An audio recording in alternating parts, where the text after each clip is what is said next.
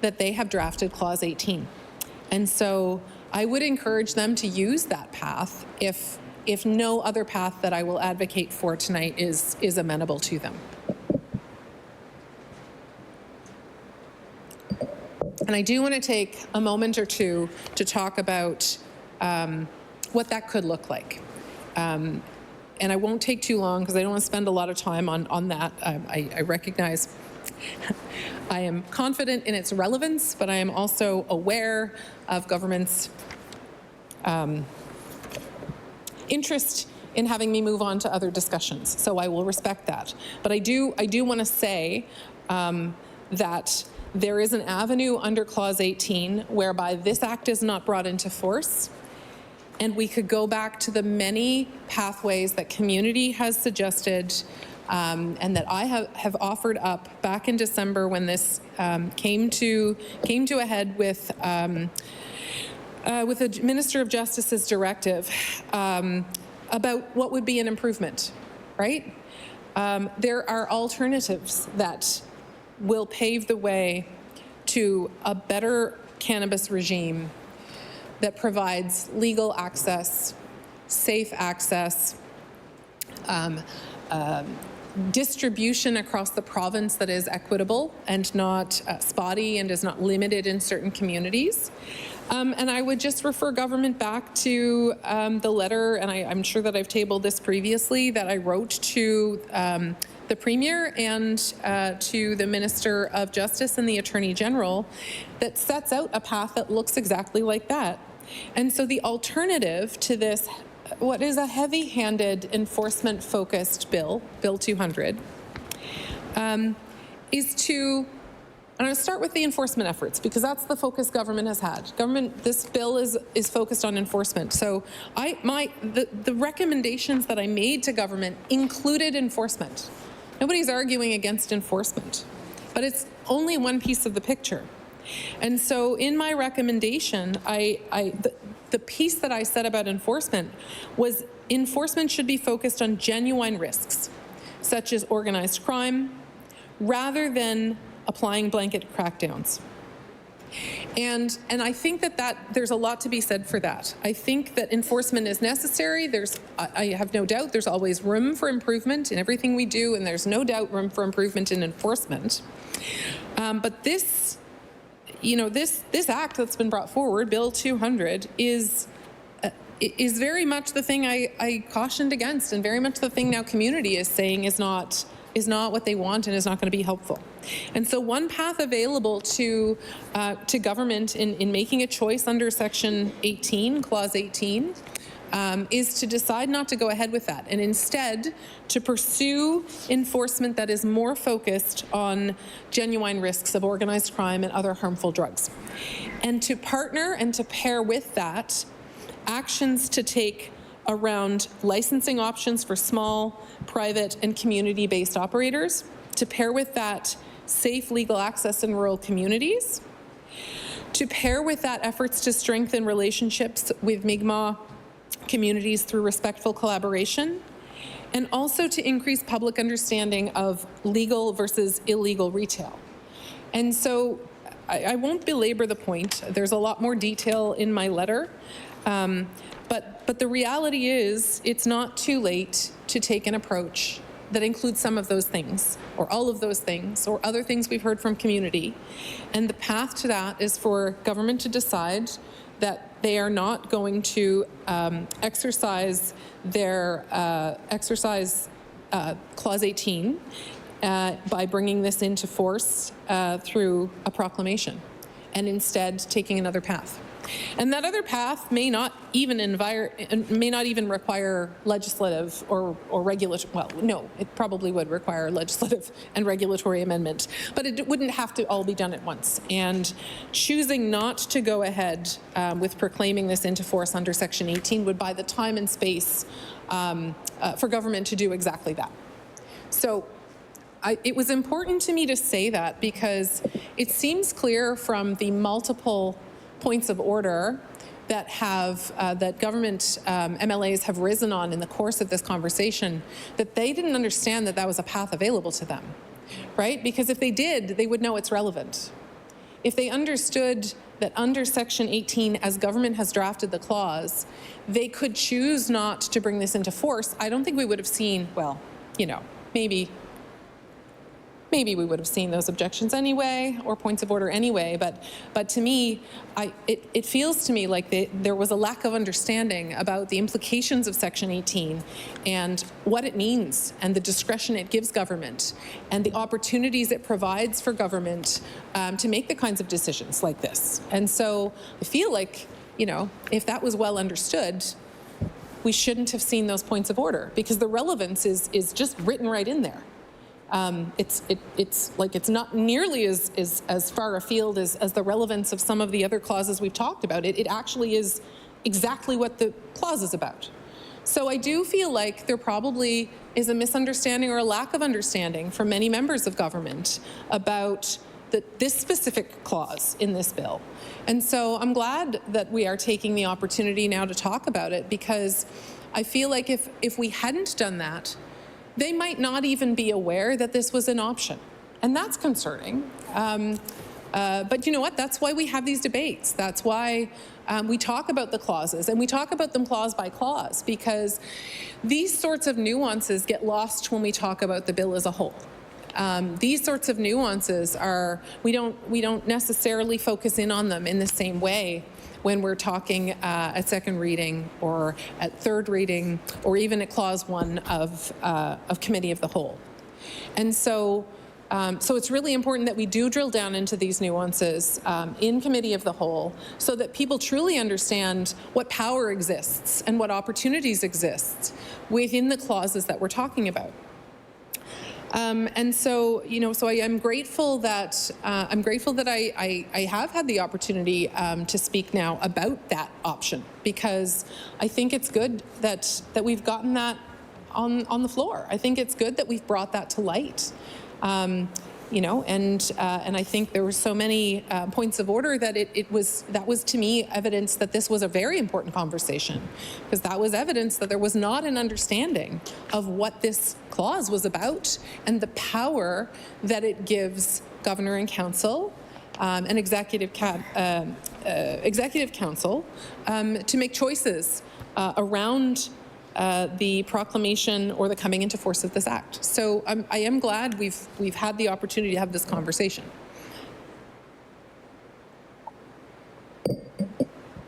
So there's more nuance, though, to Clause 18 than just that, right?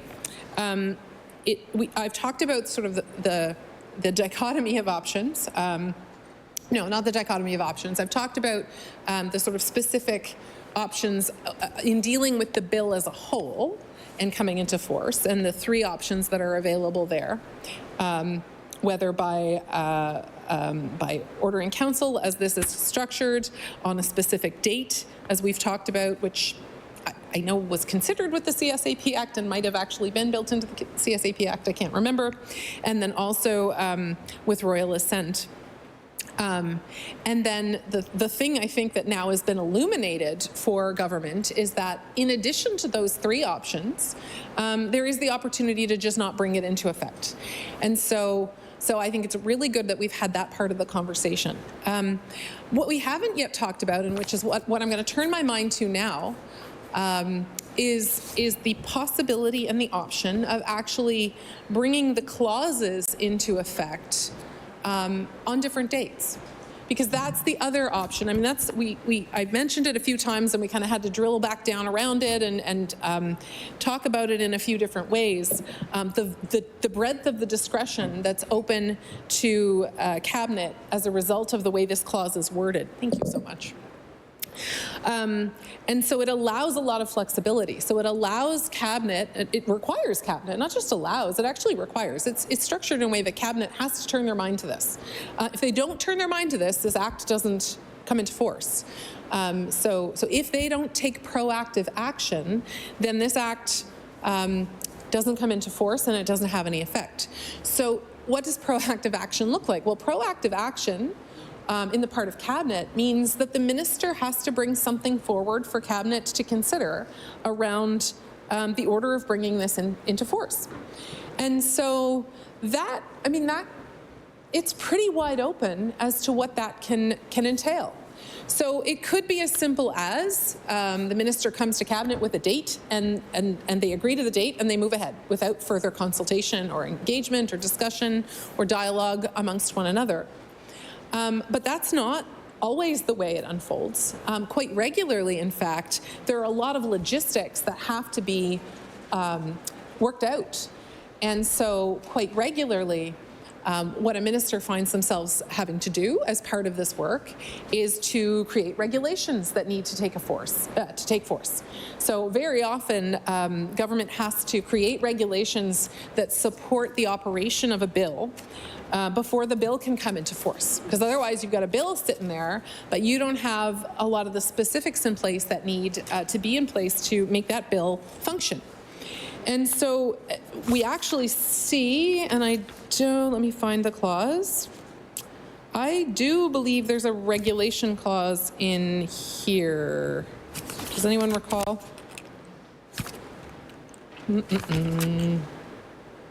Yes. Well, there's a few references in this particular bill to regulations. And so it may, in fact, be the case that, that government does have to create regulations to make this work. And so that will be a significant piece of work. That usually is a significant piece of work. Sometimes that's done when a bill comes to legislature. Sometimes it's ready to go, but it's not always ready to go. And so there's an opportunity there, and there will be a necessity there if regulations are required to enable this bill to consider the logistics of the implementation of this bill.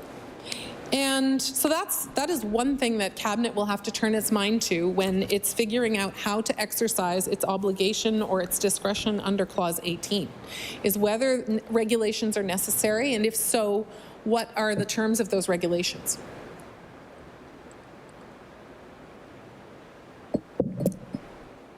That comment, which was, I think, important to make, but it diverted me a little bit about what I wanted to talk about as well, though, and that's the nuance that is also associated with this around the opportunity to have these clauses come into effect on a staggered timeline, or not all at once, is what I mean by that. And I did talk a little bit, I think I talked a little bit about that a little earlier on in one of, when I was talking about, I don't even know, it's been many hours. But I want to talk about it in more detail, because if I remember correctly, I was really focused primarily on some of the, oh yes, it was in relation to one of the NDP amendments, and I was talking about, yes, because there's built-in delay associated with the NDP amendments. And so we did have an opportunity when talking to those to talk about the implications of delay and how that might operate within the individual clauses. So I talked a little bit about it. So I won't go back and talk about the things that I did speak. I will not go back and repeat the things I said, because my focus then was on, like, what are the early ones that could be done, grammatical changes and the moving from Her Majesty to the Crown and such.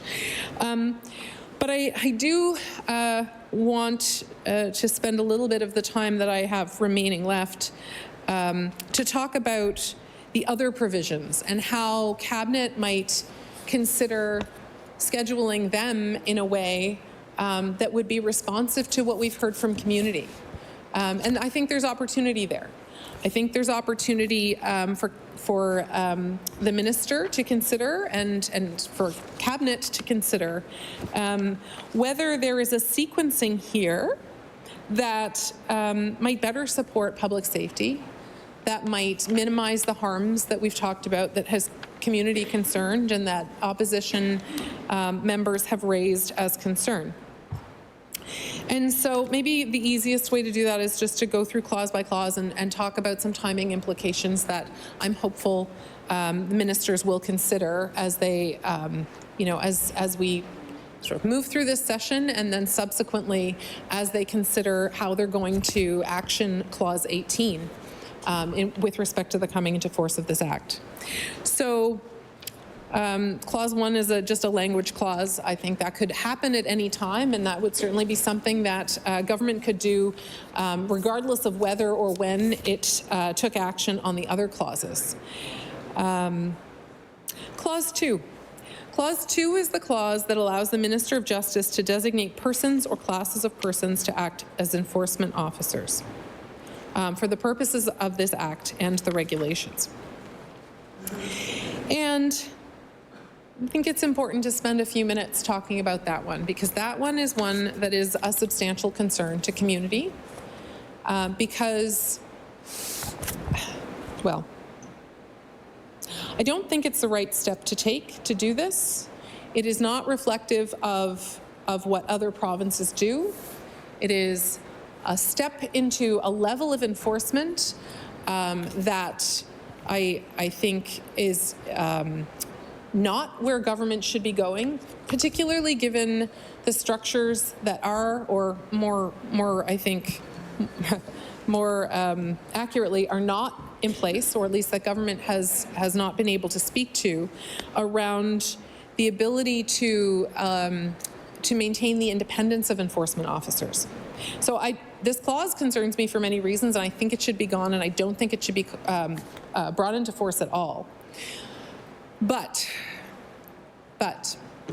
there is a world in which other work is done that builds out regulatory and licensing opportunity, that works in collaboration with community and police to understand whether there are gaps in the enforcement system that exists that could be better supported by government enforcement officers that support RCMP in their role.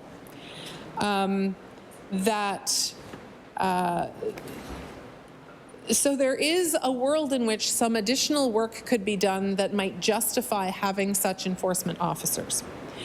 I hesitate because part of the problem here is, if this was constructed in a way that was like the other provinces and that they were inspectors, then that would be, then I would say, I would sort of give a blanket statement and say, you know what, hit pause, or it doesn't even matter because we don't have a regime that they can use yet. So those inspectors, if you want to get them ready to go ahead. The timing doesn't matter so much. Legislation or regulation will be coming forward to enable licensed operators who those inspectors will then apply their skills and tools to, right? Because that's what the other provinces do. But this is actually not constructed that way, and the rest of the legislation doesn't support that use, and there's no indication or support for an expansion beyond NSLC. So because of all of those things, you can't just look at this and say, oh, we'll convert them to inspectors and that'll be useful, and so go ahead and hire them, and it doesn't matter when they come into force, it doesn't have an impact. That's not the reality of this structure. So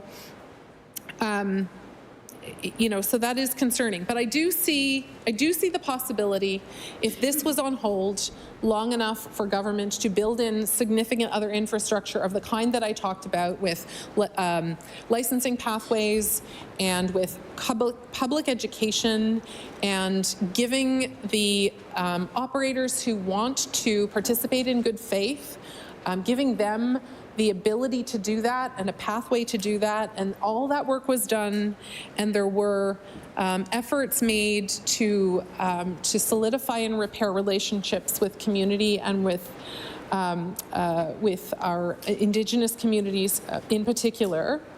I do see a time in which it would be appropriate for government to have enforcement officers or inspectors who have that responsibility to oversee licensed operators who are outside the NSLC regime, outside the current regime that we have.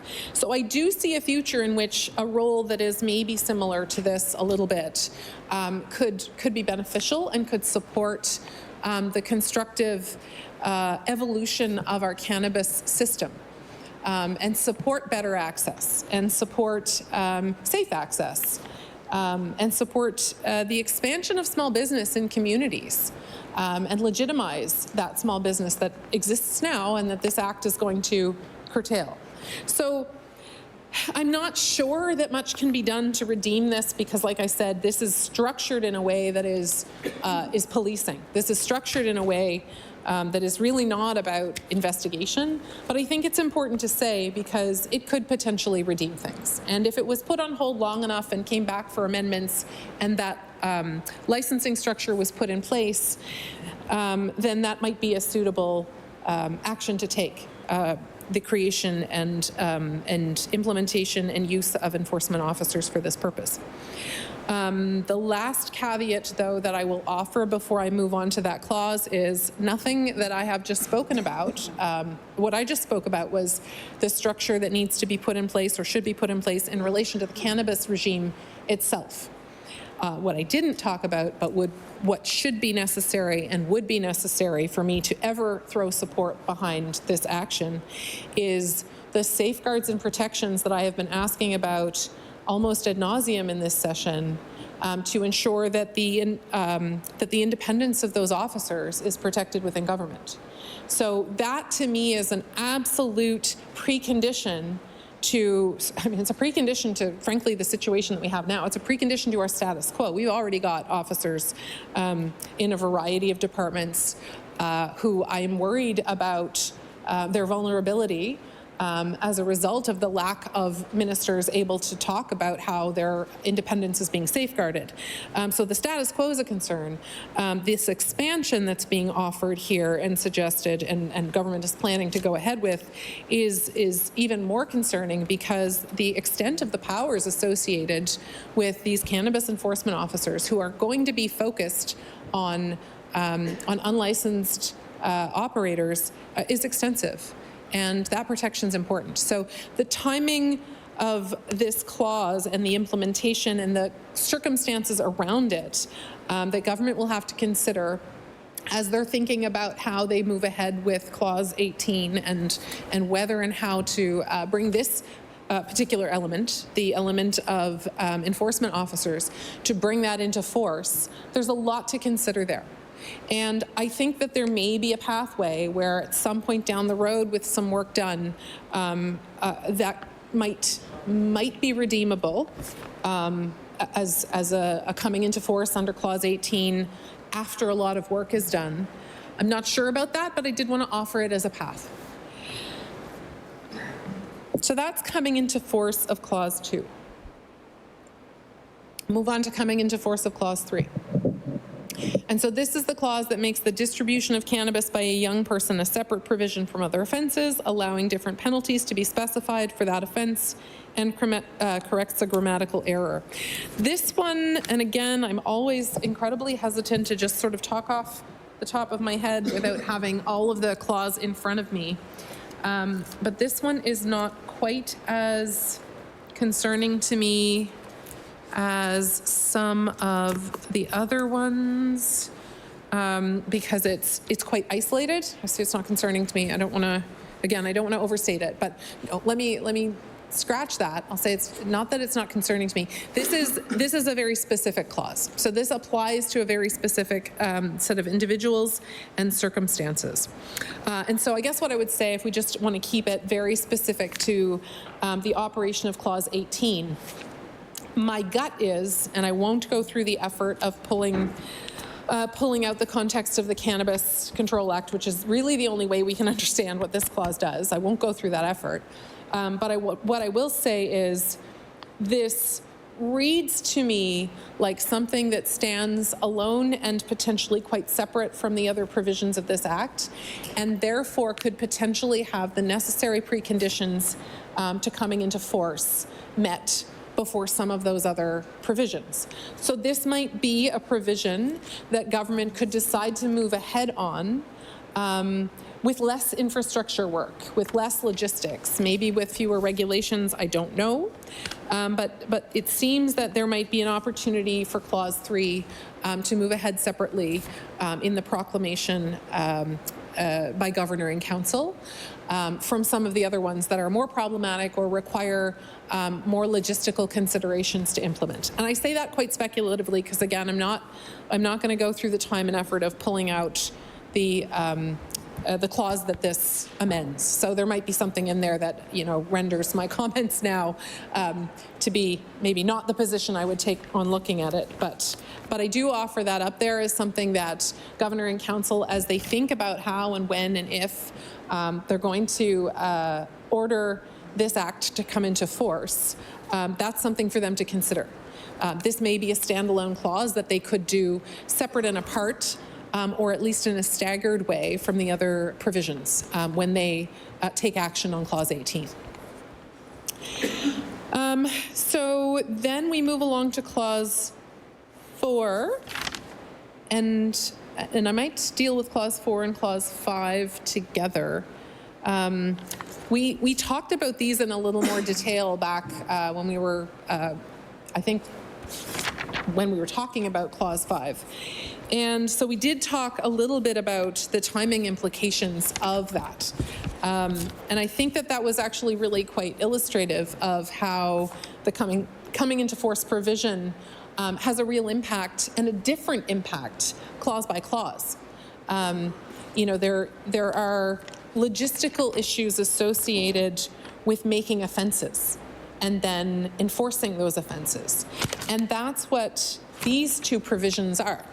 So Clause 4 makes it an offense for a landlord to authorize or permit the landlord's premises to be used in a contravention of the Act or regulations. And so I didn't really talk, I think this is a good opportunity to talk about this one. I talked more about the advertising and the logistical reality that may pose when it comes time to enforce on that. But I think there's some other interesting questions that Governor and Council will have to turn their mind to when they consider the timing, if and whether they choose to have Clause 4 come into force.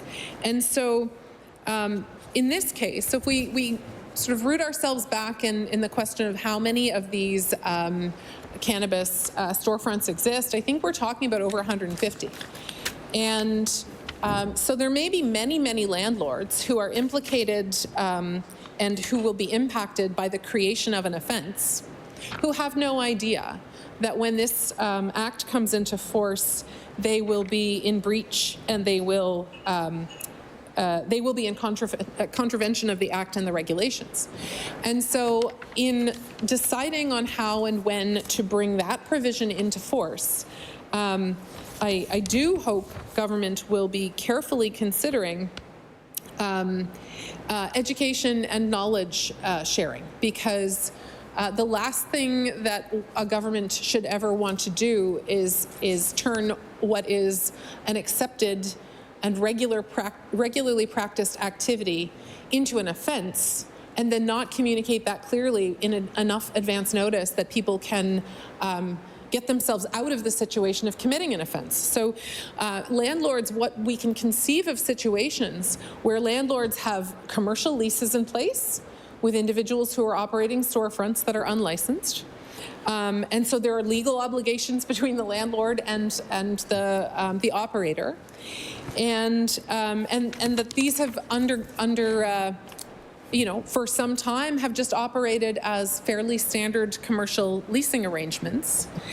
And the landlords may not have any expectation or knowledge or understanding that when this act comes into force, that commercial leasing arrangement that to them was fairly standard and innocuous, was a source of income, potentially not a source of problems necessarily, suddenly they're in contravention of an act.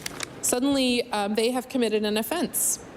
And so we don't want to turn people into criminals inadvertently and not give people enough notice when the law changes to be able to arrange their affairs in such a way that they're not in violation of the law. And that's going to be an important consideration in making decisions around how and when that provision of this act comes into force. Like, we really can't be in the position of doing that to people. And so that is one provision that will have to have some delay, or we risk turning landlords who through no awareness or necessarily even fault of their own, into criminals. And so that's one example of the way in which each of these clauses needs to be analyzed and understood as government moves forward with the actions that they're going to have to take under Clause 18 when they decide if and when and how and whether to bring this act and each of the clauses within it into force. And that can be said also of each of the other clauses. If we look at each clause, there are different ramifications for them to come into force. And we've talked a little bit about the fact that the opportunity to stagger them, some could happen earlier, some could happen later. This is something that's open to government. And so I really encourage government members, now that we've had the opportunity to share this knowledge, to really contemplate the power that exists and the power that they have under Clause 18 to maybe rectify some of and all of, with any idea, the challenges that... Thank you. Shall Clause 18 carry? Carry. Clause 18 is carried. Shall the title carry? Carry. The bill is, the title is carried. Shall the bill carry? Carry. The bill has carried.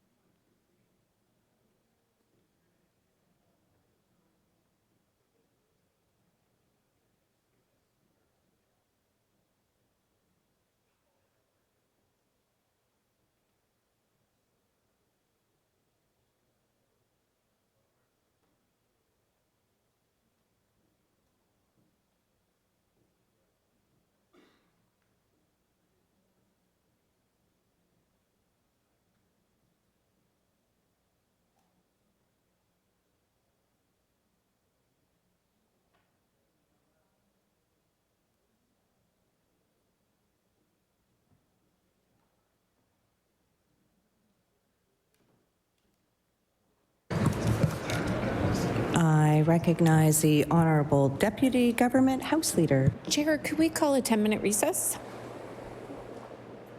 We will take a 10-minute recess.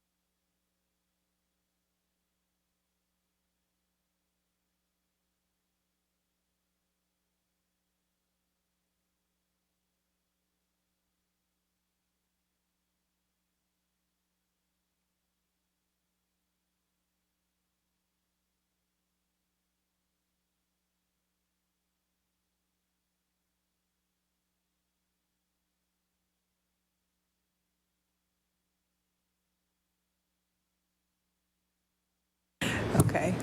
Order. I recognize the Honorable Deputy Government House Leader. Chair, would you please call Bill 193, an act respecting energy? Bill 193, an act respecting energy. I recognize the clerk. Chair, Bill 193 was referred to the House by the Standing Committee on Public Bills on March 2nd, 2026, and contains 9 clauses and 2 schedules. I see there's debate on Clause 1. I recognize the Honourable Member for Dartmouth North. Thank you, Madam Speaker. I'd like to say just a few words on Clause 1. It's been a couple of days since we began this process of having this bill in Committee of the Whole House on Bills. And so it's a bit disjointed, I would say. But I have a few remarks on the bill itself, and then I will be speaking to a couple of specific amendments and moving some amendments. So, Madam Speaker, I rise to speak to Powering the Economy Act, and I do so with a very simple principle in mind. Nova Scotians deserve power that is affordable, reliable, and clean, and these are not radical demands. They are the expectations that people across this province have when they open their power bills every month and see that costs continue to climb. For years, Nova Scotians have been waiting for this government to step up, to take energy policy seriously, and to ensure that our province is on a path to affordable and sustainable electricity. But instead of decisive leadership, what we have seen is delay, confusion, and legislation that lets powerful interests off the hook, while everyday ratepayers are left holding the bill. And that's why we will be introducing some amendments. Because buried in this legislation are decisions that will affect power bills, environmental accountability, and the future of our energy system for decades to come. I'd like to start with the most alarming part of this bill. Right now, Nova Scotia Power has a legal obligation to meet renewable energy targets. And those targets matter because they ensure that the utility is actually transitioning away from fossil fuels and toward cleaner sources of electricity. And historically, when Nova Scotia Power has failed to meet those targets, there have been consequences. There have been fines. There has been some accountability. In fact, Nova Scotia Power was fined in 2020 for missing renewable targets. But what does this legislation do? It removes the responsibility for meeting renewable energy targets away from Nova Scotia Power and onto the new independent energy system operator. And the practical result of that change is extremely clear.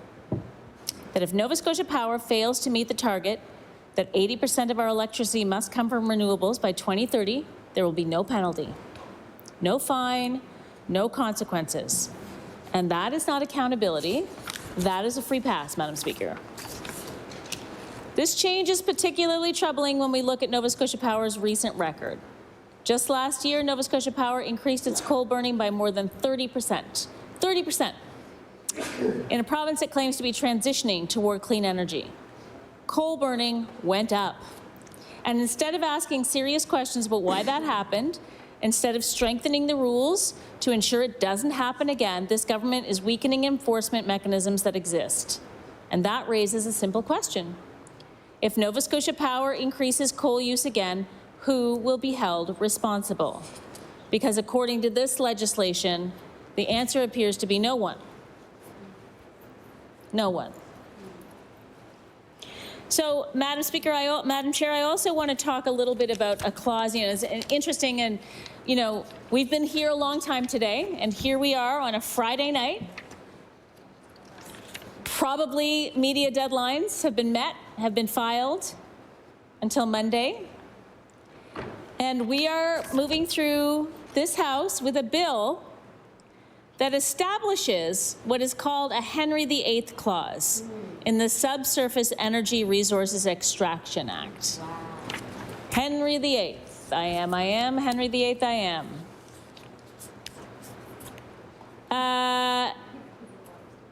The bill repeals and replaces the Petroleum Resources Act with the Subsurface Energy Resources Extraction Act. And now it includes everything from carbon capture, storage to geothermal, and fracking. The Henry VIII clause means the Premier can unilaterally say that portions of Nova Scotia lands, or essentially any subsurface natural resources, are no longer governed or regulated under this Act, which is supposed to regulate all subsurface natural resources. These types of provisions are called Henry VIII clauses because it's a reference to King Henry VIII's preference for legislating directly by proclamation rather than through Parliament. Now, I just want to be really clear to everyone in this room what this is, because it's entirely possible that the PC caucus doesn't know about this clause. And it's entirely possible that most of the public doesn't know about this clause either, Madam Speaker. And it's entirely possible that the constituents of rural communities and of the MLAs that represent rural communities do not understand what this clause means. Not because they don't understand it, but because they didn't know about it. Because we've been talking about other things this week, Madam Speaker. We've been talking about the budget. We've been talking about singing in the legislature. We've been talking about all kinds of things. And meanwhile, this bill has been sitting on the order paper. And now on a Friday night at 9 o'clock, this is when the word's getting out about the Henry VIII clause. So I'm going to repeat it. So in case someone is watching and they care about the Premier being able to unilaterally change the rules, that maybe they'll contact their MLAs over the weekend. Maybe they'll contact the MLAs over the weekend, and maybe we can make some changes to this bill when we come back on Monday. So I'm going to say it again. The bill repeals and replaces the Petroleum Resources Act with the Subsurface Energy Resources Extraction Act. Now it includes everything from carbon capture and storage to geothermal and fracking. The Henry VIII clause in it means the Premier can unilaterally say that portions of Nova Scotian lands, or essentially any subsurface natural resources, are no longer governed or regulated under the Act, which is supposed to regulate all subsurface natural resources. These types of provisions are called a Henry VIII clause in a reference to King Henry VIII's preference for legislating directly by proclamation rather than through Parliament. I think everyone needs to be very concerned about this.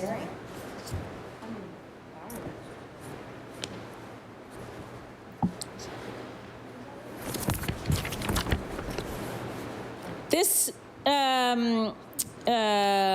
bill also removes penalties from Nova Scotia Power if it fails to meet renewable energy targets. I've already talked about that, but I'm going to be making an amendment that addresses that soon. So I just want to say a couple other things about Clause 1. Nova Scotians have been waiting for this government to ensure that they get affordable, reliable power, but so far, the Energy Minister, the Premier, has not acted to hold companies, the company accountable or protect ratepayers from price hikes. We saw that this week. My notes about this bill were written before we heard the rate increase application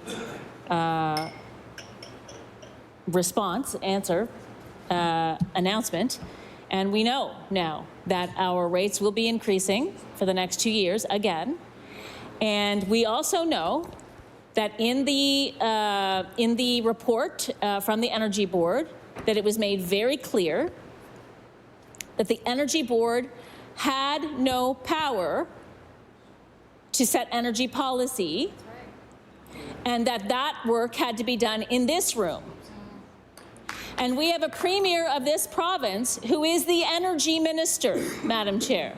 The Energy Minister. He has made himself the Energy Minister. We thought when that happened, oh, maybe that's because he's actually going to take Nova Scotia Power to task and change some laws in this room that would allow Nova Scotians to see leadership and to see a difference on their power bill. We thought maybe the energy minister might finally implement the recommendations of the Energy Poverty Task Force report. But no, what we saw instead is he wrote a letter to the board at the end of as a closing argument to the rate hearing application process that, you know, condemned Nova Scotia Power for wanting a rate increase, all the while knowing very well that he's the one that has to make the changes. I guess that's smoke and mirrors. It's a bait. I don't know if it's smoke and mirrors, bait and switch. I don't know. It's just like I don't know what that is.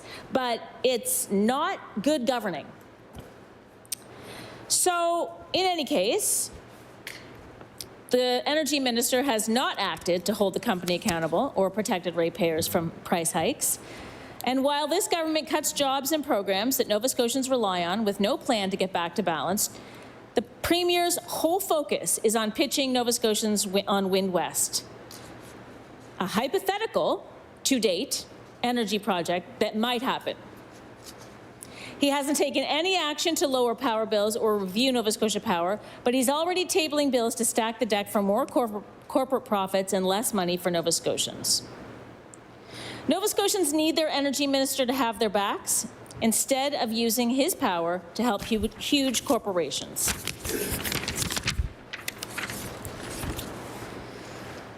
Okay.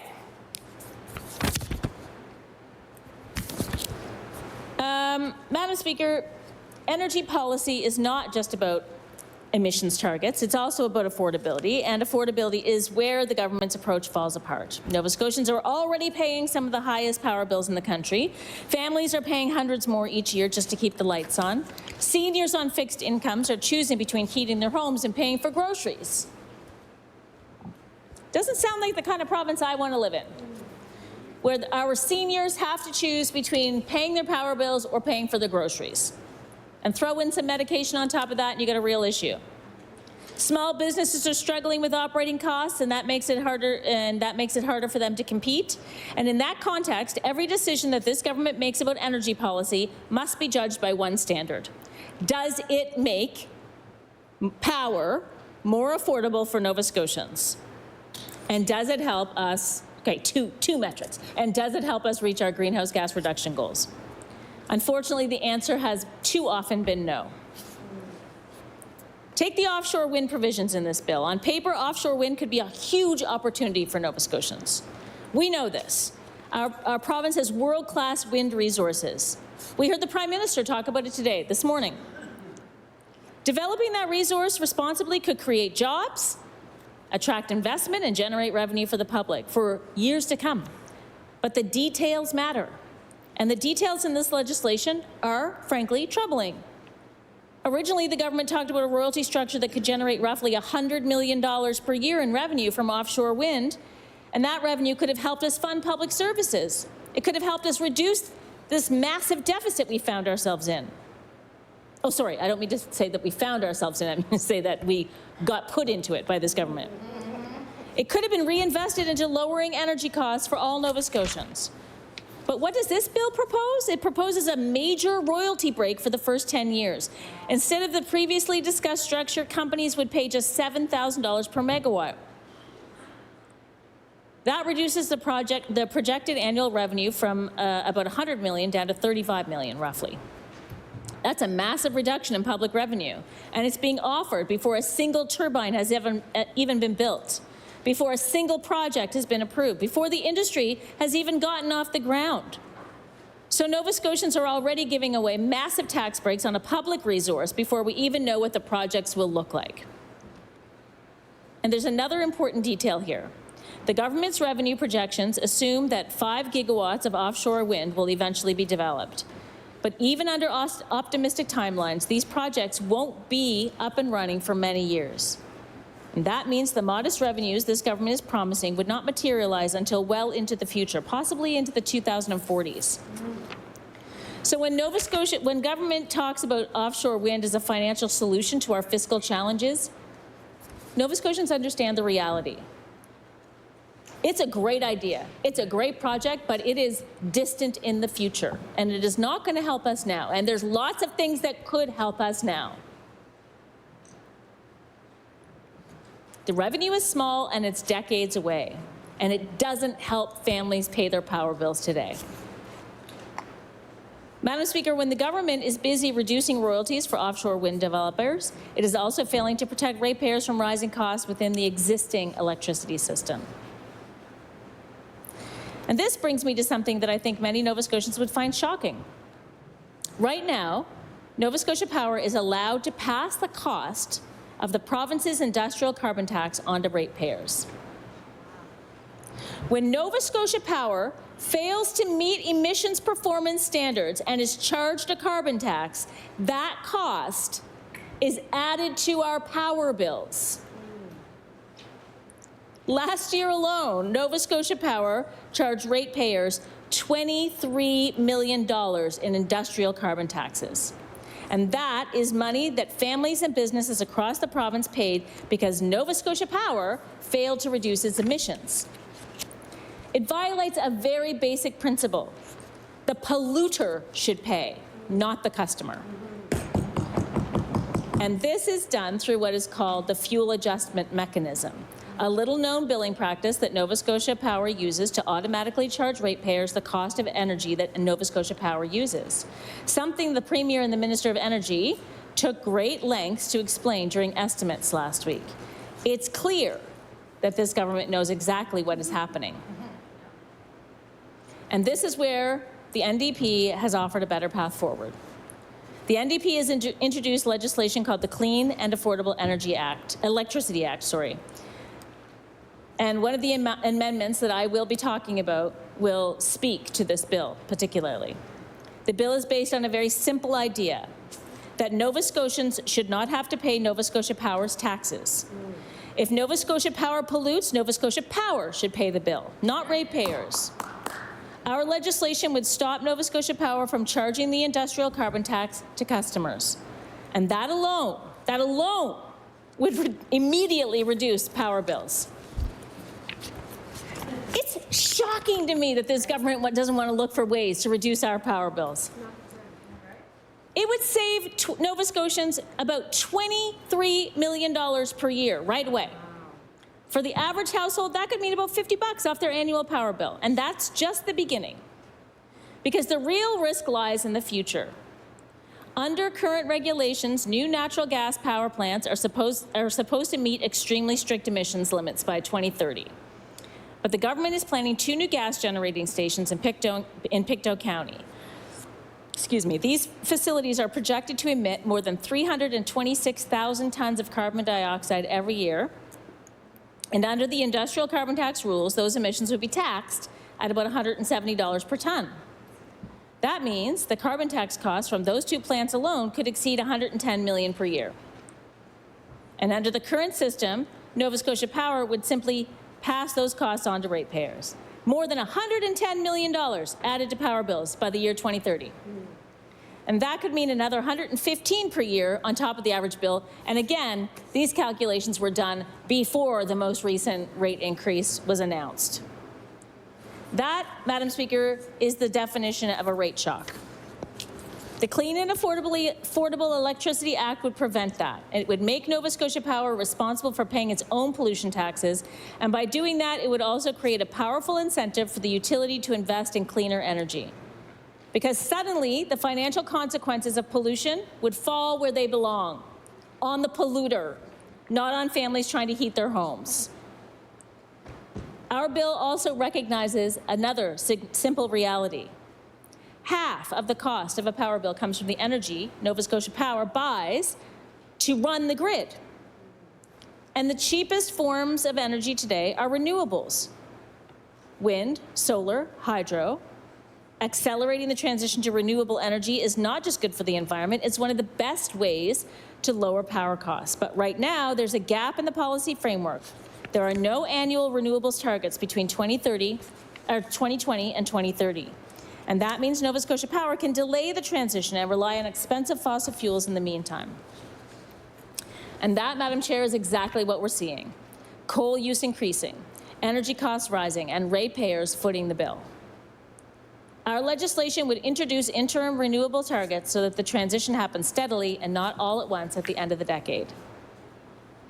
Madam Chair, when Nova Scotians look at their power bills, they expect fairness. They believe in paying their fair share, but they do not believe in paying someone else's share. Nova Scotians cannot pass their taxes on to someone else. Small businesses cannot pass their taxes on to someone else. But somehow, this government believes that Nova Scotia Power should be able to do exactly that. Why is it acceptable for Nova Scotians to pay Nova Scotia Power's taxes?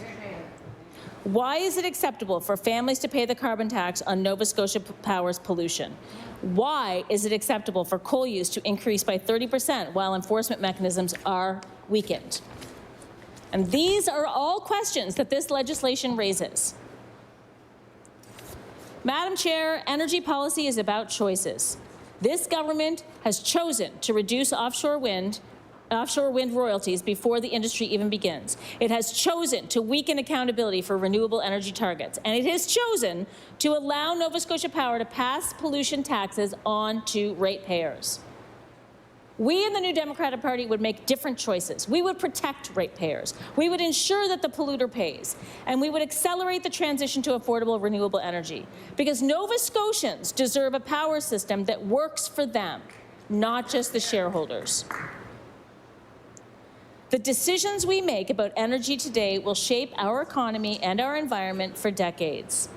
They will determine whether Nova Scotians can afford to heat their homes, whether businesses can afford to operate, and whether our province can truly become a leader in clean energy. And that is why these issues deserve careful debate.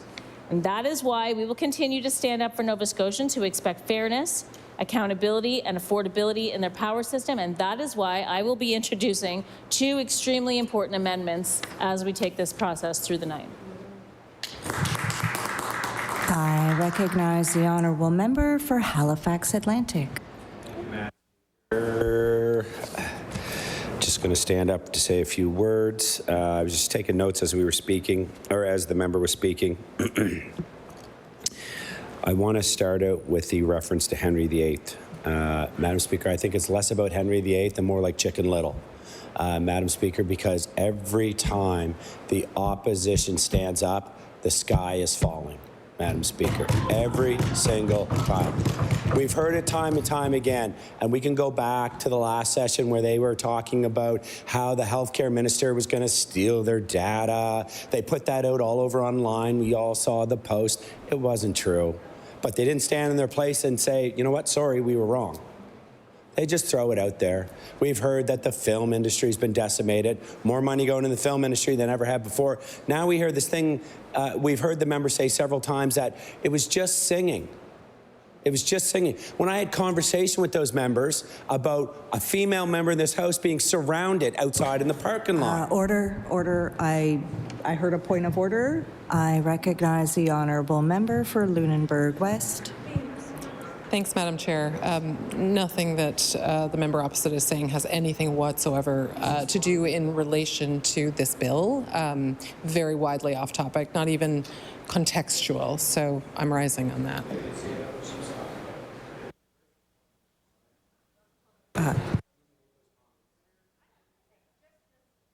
Order. Thank you.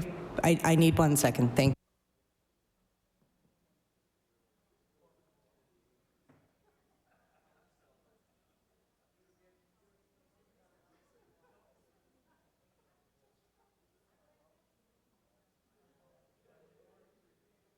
Okay, order. Thank you. Order. I'll address your point of order. The member had stood up. He was only about 1 minute and 30 seconds in, as he hadn't even had a chance to tie it together. So I'll let the member continue on. I appreciate you standing. I recognize the honourable member for Halifax Atlantic. Thank you, Madam Chair. And I was just kind of wondering why that member didn't stand up when the member for Dartmouth South or North was making the comments that I'm responding to. But hey, that's life. Madam Speaker, I want to talk about a few things. Windmills is one of the things that was spoken.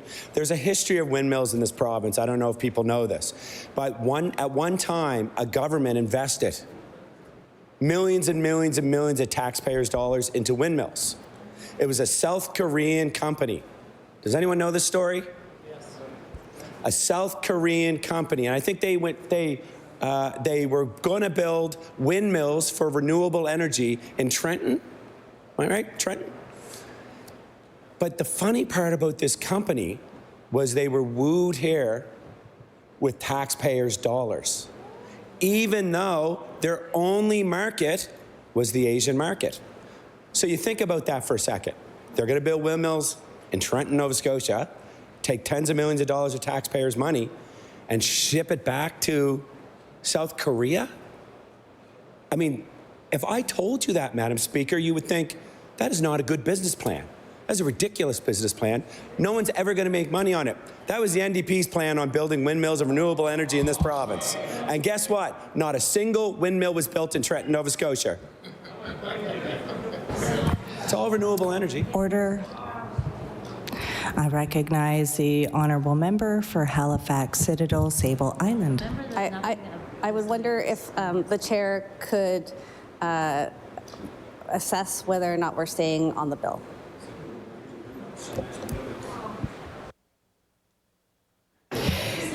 Order. Over the course of the day, there has been a lot of latitude given. I've been trying to allow them to connect their comments to either the clause or the bill or whatever we are speaking on. The member has been speaking for less than 6 minutes. I will give some more latitude to make sure that the comments are connected to the clause. I recognize the honourable member for Halifax Atlantic. We'll try this again. So windmills is part of powering the economy. Windmills are something, there's a history of windmills in this province, right? So the member supported windmills then, but doesn't support them now. The member supports giving money to companies that do renewable energy then, but doesn't support it now. So what's the difference? Is it just a political party? Because that's what it feels like to me. And we want to talk about, I heard the member talk about power rates. Well, the largest power rates over a 5-year period in this province's history was under the NDP government. And it's not even close. And I learned that when I was a Liberal. I learned that when I was a Liberal. We had the chart. I wonder if that's because they were flying on the Amerijet. I don't know. And they'll say, it wasn't me, you know. But listen, if they try to paint us on the past, because we hear it all the time, you know what?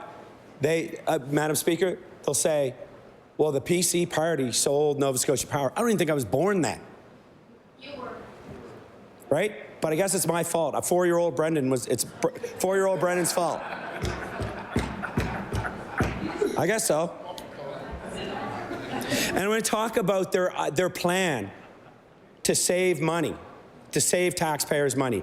Now, let's make this make sense, Madam Speaker. They are going to give taxpayers' dollars to Nova Scotia Power so that Nova Scotia Power can then use that money to give ratepayers a rebate. So you're paying a company to give us our own money back. And we kind of did some rough math. I mean, I'm not good at math, but it's in the hundreds of millions of dollars for what they are proposing. Close to $300 million. They want to give Nova Scotia Power $300 million of our hard-earned money so they can give everyone $100. If you're Nova Scotia Power, you're jumping on that. And we talk about history. I think the members just got to go back a few years and see who was the strongest member against the CEO of Nova Scotia Power when they were in public accounts. It wasn't the leader of the NDP. She was good. It was this member that tore a strip off the CEO of Nova Scotia Power, because I'm not afraid of them, and this party's not afraid of them.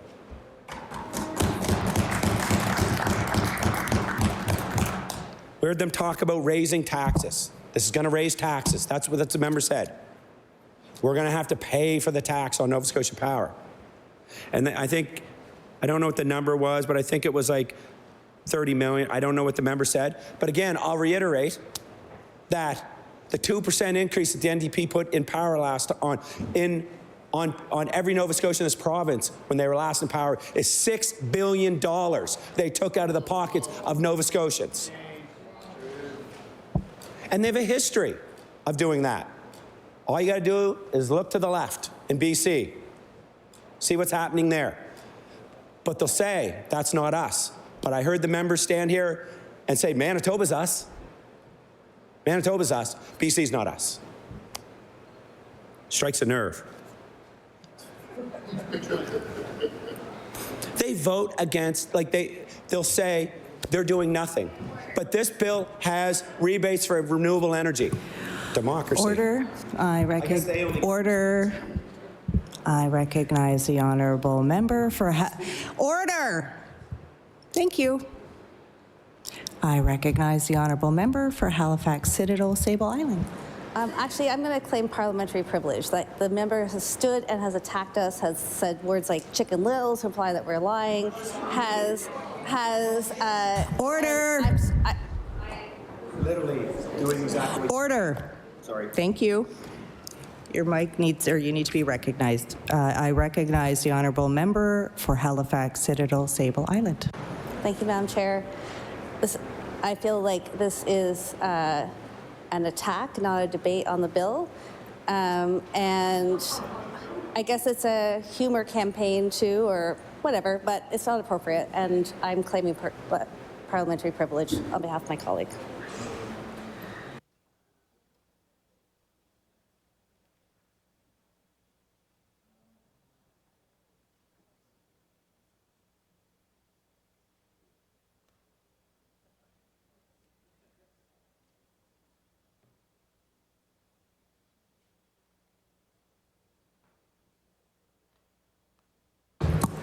We will take a 5-minute recess.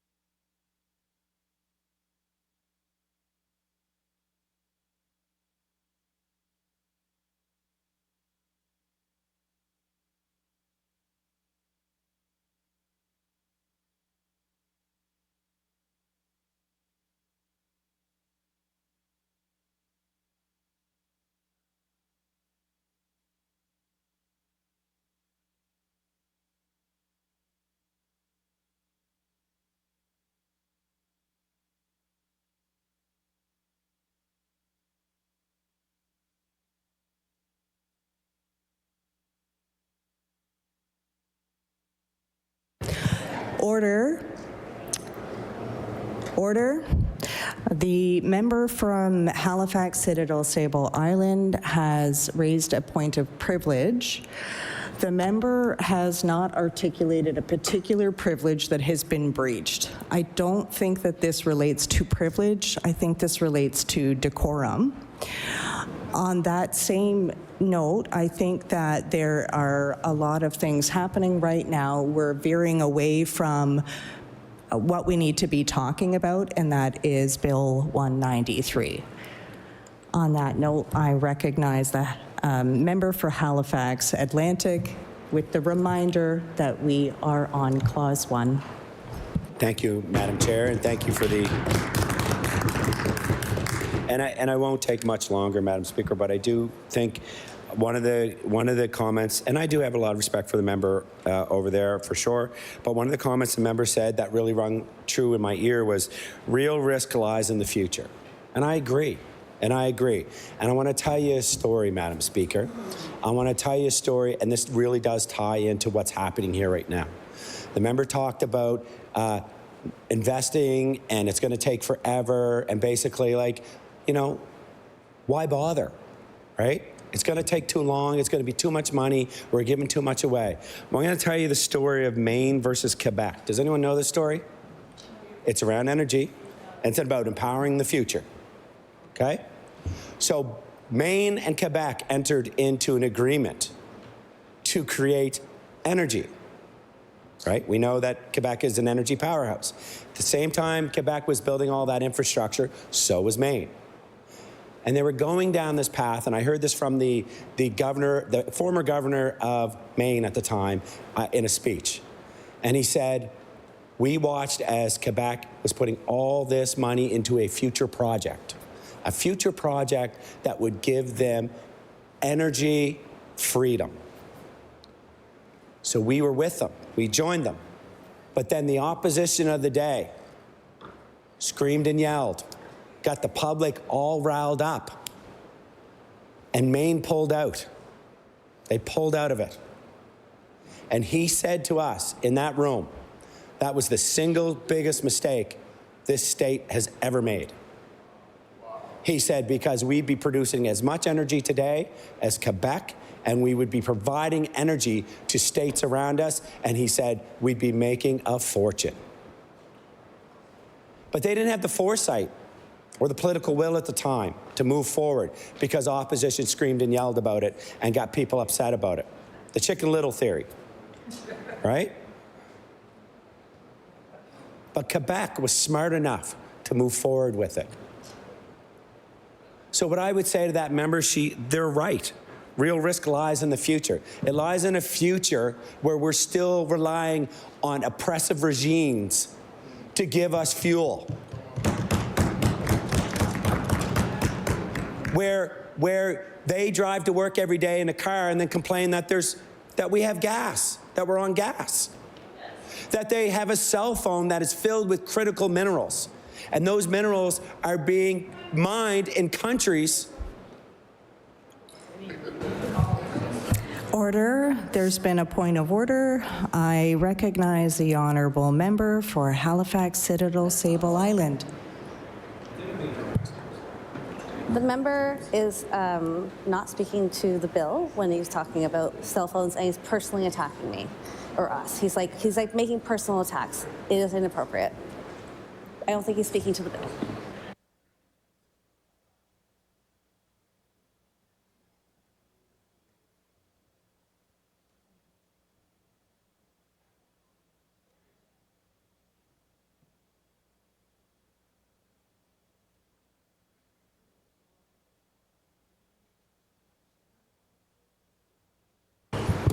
I don't believe this is a point of order. I do believe that there are some high emotions right now. I'm going to ask the member to continue. You need to make sure that it connects soon and often to Clause 1.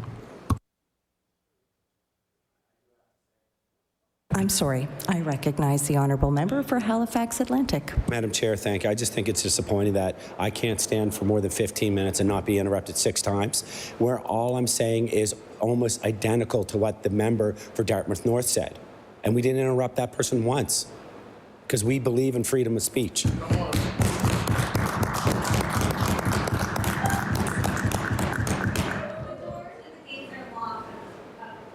Order. Thank you.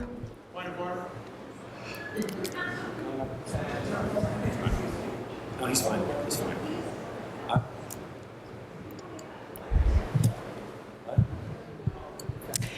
Order. I'm going to ask right now that all of the extra commentary stops. The member is speaking. Let him speak.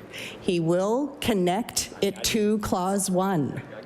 I recognize the honorable member for Halifax Atlantic. Thank you. A great woman once said, when they go low, you go high, Madam Speaker. So here's what I would say. Madam Speaker, energy is important for this province.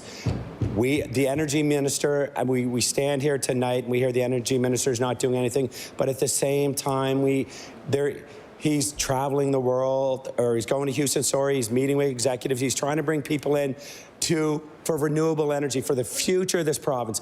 Those members may want our children to move to Alberta, but I don't, Madam Speaker. I want our children to stay here. Madam Speaker.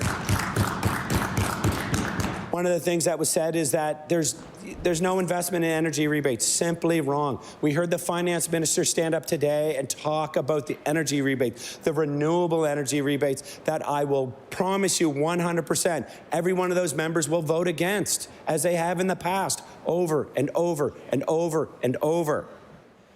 And then they take to social media and claim that all these great things that are happening is because of them. So, Madam Speaker, I won't take much longer because I've been talking for 3 minutes. I'm expecting to be interrupted any second now. So I just think that good governing is not just about the now, but it's about the future too. I agree. We need to look at the now. And we have done that with tax breaks that are going to go into Nova Scotians' pockets that are going to help them pay for energy. And those members walked around this legislature chanting, bring back the HST. We heard it. We saw it with our own eyes. They can deny it. We saw it. But that money puts money in the pockets of Nova Scotians. And one of the misconceptions is it only puts money in the hands of the wealthy. Man, Mr. Chair, middle-class people, low-income people, working-class people pay taxes too. You know, $20, $40, $50, $100 may not be much to the members across. But for a lot of Nova Scotians, it is. And it will help pay for groceries, it'll help pay for food, it'll help pay for fuel. If they want to take that money out of their hands, that's on them. Madam Speaker, or Mr. Speaker. We believe that Nova Scotians know what to do better with their money. But we also believe in projects like the Mersey project, which there's not been a single positive thing come across from the other side of the aisle on that. 60,000 Nova Scotians, that is a start. And it's a great start. 60,000 Nova Scotians. So with that, I'm going to wrap it up, but I do want to table one thing, Mr. Speaker, Mr. Chair. A picture. I made a reference to earlier today to the windmills, and I just would like to table this as evidence. Thank you.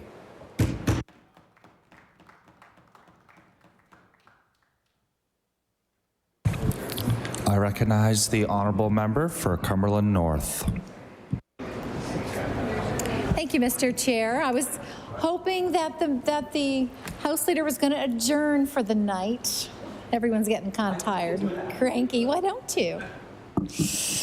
But anyways, here we are at 9:35. I think I just heard a member say something about it's our fault that we're here, but I will remind the member that the opposition do not set the hours. The opposition do not set the hours. This is completely 100% the government's decision. And this is the fourth week of being here till midnight, scheduled till midnight. I think there was 2 nights that maybe we weren't. And I think the example of the debate, and I'm going to speak on Clause 1 with Bill 193, but I think the decorum and the lack of strong debate on the last couple of hours is not an example of, I think most people outside of this chamber are probably very civil and kind to each other. But I think it's just a result of a very poor workplace conditions. So I'm going to speak to Bill 193, Mr. Chair, but I did want to make those few comments because this happened, I believe, our second week when I was here on a Friday night at 10 o'clock debating a piece of legislation then, and tonight we are on Bill 193, an act respecting energy. But almost a very similar thing happened 2 weeks ago on a Friday night as well. And at that time I reminded the government that the government sets the hours. The government sets the hours. So direct your frustration not on this side of the house. We are just here doing our job. So on that note, Mr. Chair, I would like to speak on Clause 1 of Bill 193. And this is a very important piece of legislation before the House. And of course, Committee of the Whole House on Bills is a very important time in this part of the process of passing legislation here in the House. So in this, for anyone who may be listening that's not a legislator, this is the part of the process where we take into consideration all the feedback that we've gotten through all of the emails that we have all received, over 1,000 that I've received, and I'm sure other members in the House here have been on the same. And some of the emails that I received, I will table as I'm debating through the different clauses and different amendments on this bill. And I will be tabling those letters, Mr. Chair, so that the people of Nova Scotia have their voices heard here as we debate this piece of legislation. But this is an opportunity here in Committee of the Whole House on Bills to improve legislation, whether it's Bill 193 and Powering the Economy Act, or any piece of legislation here on Committee of the Whole House on Bills. This is an opportunity to improve the legislation, and it is my hope, Mr. Chair, that myself and my colleagues, and hopefully even the government may even have some amendments based on what they heard in Public Bills Committee or what they've been hearing from their constituents, that we can all put forth amendments that are going to improve this piece of legislation. And I can say for the people of Cumberland North and Cumberland County and northern Nova Scotia, electricity is one of the hottest topics. If you're sitting around a Sunday family dinner and start talking about power rates, you're certainly going to get people's blood pressure up. And you're going to get some pretty strong opinions and frustration also. And another thing that we see as MLAs, sadly, is we see a lot of pain and suffering because there's a lot of people that simply cannot afford their power bills. And we've seen, we see this, at least I do, and I'm sure it's similar across all of Nova Scotia. This has been for quite a few years now, Mr. Chair, where we've seen increasing power rates and affordability issues for Nova Scotians. And in fact, I remember when I first started coming out, my very first AGM, I believe it was with the PC Party, I believe it was down at the Halifax Waterfront Marriott, I believe. And I remember the main focus at that time for the PC Party was power rates and was electricity rates and the battle against Nova Scotia Power. And I can't remember exactly what year that would have been, but I'm going to guess and say 2013 and maybe 14. But I emphasize that to say that this is not a new problem and not a new topic for the people of Nova Scotia.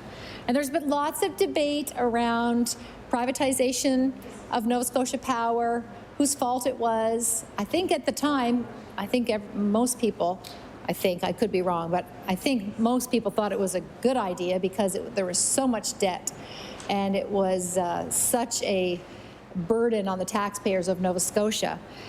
And I will say, for all the negative things that are said about Nova Scotia Power, when you look at the company and Emera through as a business owner, or if you're a shareholder, which I'm not, but they've been incredibly successful.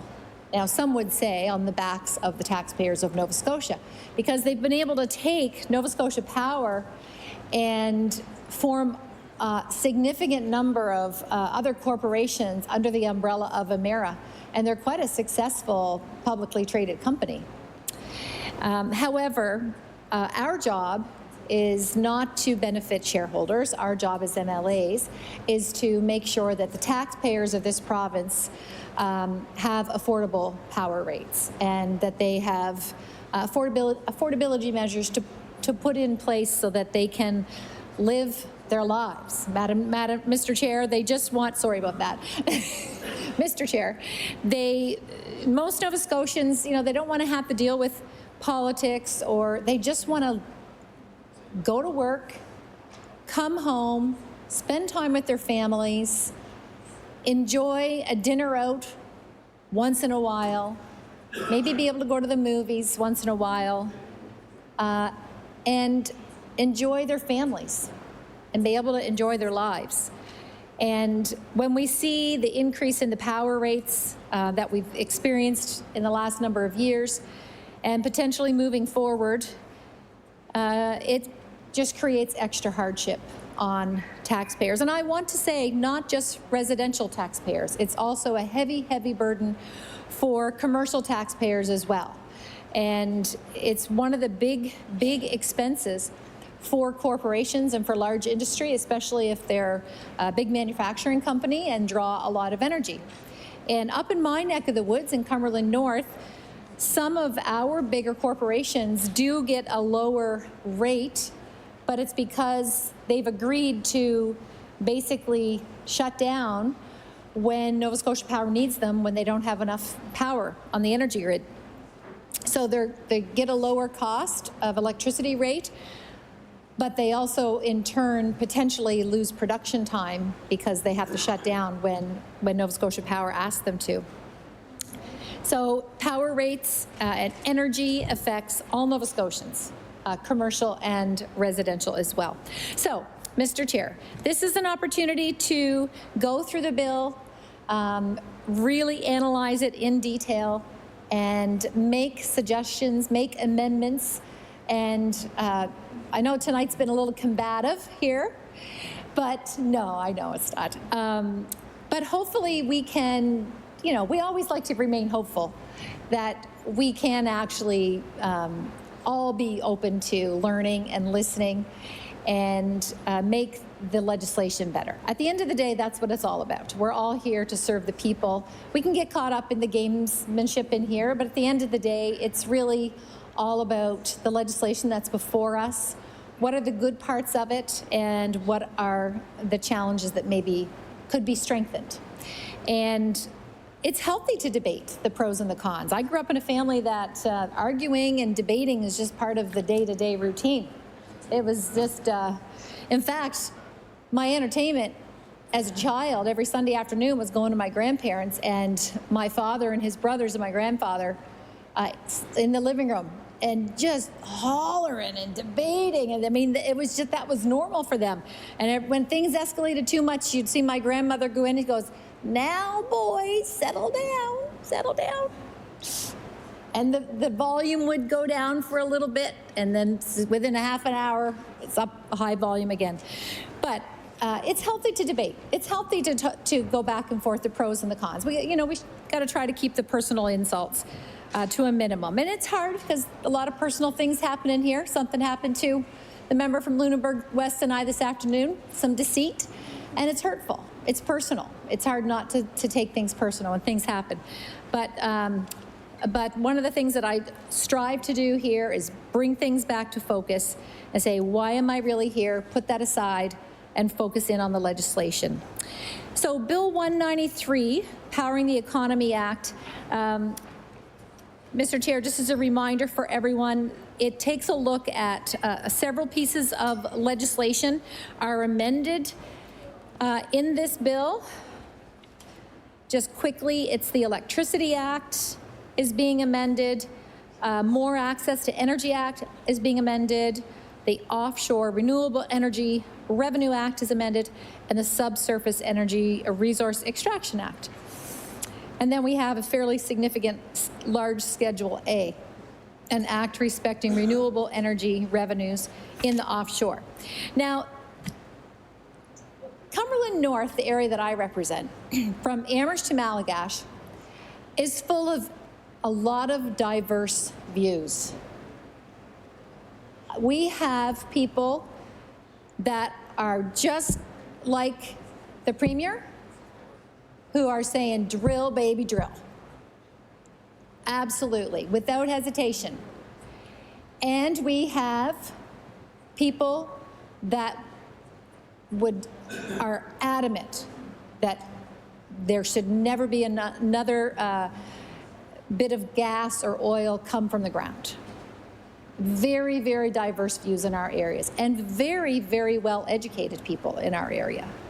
In fact, a few years ago, I had the, honor of attending a debate, and it was a real professional debate. And it was done at the, let's say the proper word, but it was done at the curling rink in Pugwash. It was a new facility, and it was off-season, so the ice wasn't in.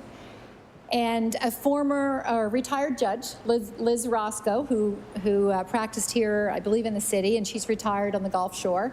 She was the moderator, professional moderator, and there was a professor, I believe, from Dalhousie who was there, and then another expert in the oil and gas industry. And there's about 350 people there from the public. It was very civilized. There was professional debate back and forth between the pro and the con side, and moderated by Liz Roscoe. And then after the professional portion of the debate was done, and of course this was all about onshore hydraulic fracturing. And because, as the Premier has said, there are known natural gas deposits, and a lot of it's in our area. A lot of it's in Cumberland County, some down into Pictou, the members' area. When you look at their reports, there's a pretty wide discrepancy as far as actually the amount that's there. But regardless, it is known to be there. So that's why likely the debate was chosen there. And we have a lot of poverty in Cumberland County too, so there's a lot of people that do look at that and say, here's potential to grow our economy and strengthen the economy of our area. So anyway, back to the debate. It was very well done, very professional. I've seen a lot of, what's the proper word? I've seen a lot of conversations around that topic that were not professional, I would say. So this was very, very well done. And after the professional portion of the debate was done, the public were allowed to ask questions. And we had people there, again, that were adamant against any sort of natural resource development. And we also had people there that had worked in the oil fields who talked to people and said, listen, what some of your concerns are, because just like any industry, there are bad actors. But there are a lot of very responsible companies that do resource extraction. But he gave an example, and certainly I'm no expert, Mr. Chair, but he gave an example of casings that go in the ground when fracking happens. And he gave an example that some of the situations that were in the States that often get cited, there were no casings used in sometimes. So normally, he said, there's casings of cement that are put down to protect what's being pushed down to create the fracking, to create that fracturing of the ground, that there's normally these casings of cement. And he said the company he worked for, they would actually do 8 layers of cement so that there was, it was very, very well protected. But he said there have been bad actors that literally didn't put anything, no casings. So, you know, chemicals are being pushed down to create the fracturing in the ground, and with no protection of the nearby water supply. So it's okay to have concerns. It's okay to ask questions. That's how we learn. That's how we. But I wanted to just reference that because I was really proud of my community. I was nervous that tempers might flare that night and emotions, but it didn't. It was very, very professional. In fact, in my opinion, a model example of how this debate could go around the province and people can have mature conversations about this. And it's okay to have differing opinions.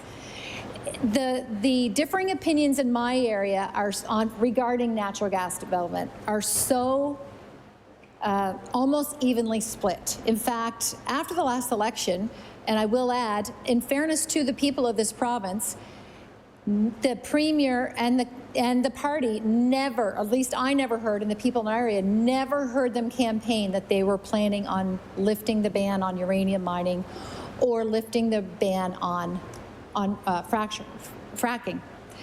And in fairness to people, they were taken off guard. So when Bill 6 was brought forth here in the House, I didn't know what to do because I'll be honest, when I first got into politics as a businesswoman, I saw a lot of good reasons for natural gas development.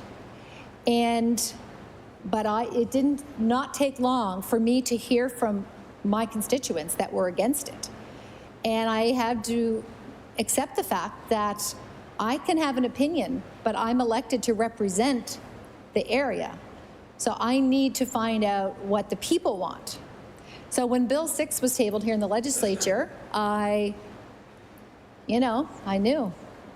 Well, I didn't know. Like, this is highly controversial.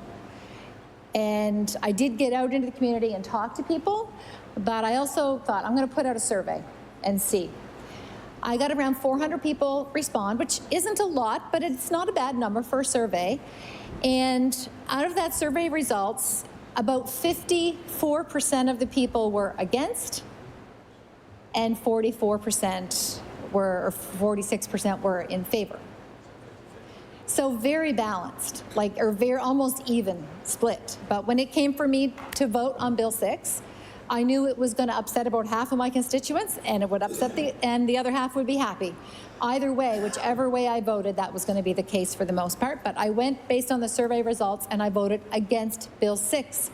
But I also, in debate on that bill, said, in fairness to the people, there should be proper consultation. And what we do here in the legislature and what we do in government should be based on the will of the people.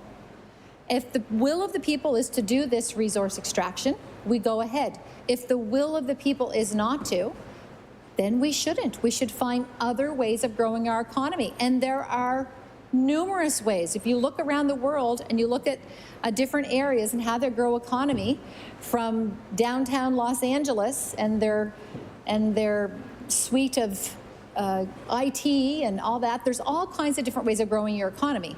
Ideally, I would say you look at what are your assets, what are your strengths. In Cumberland County, agriculture, forestry, mining, our salt mine.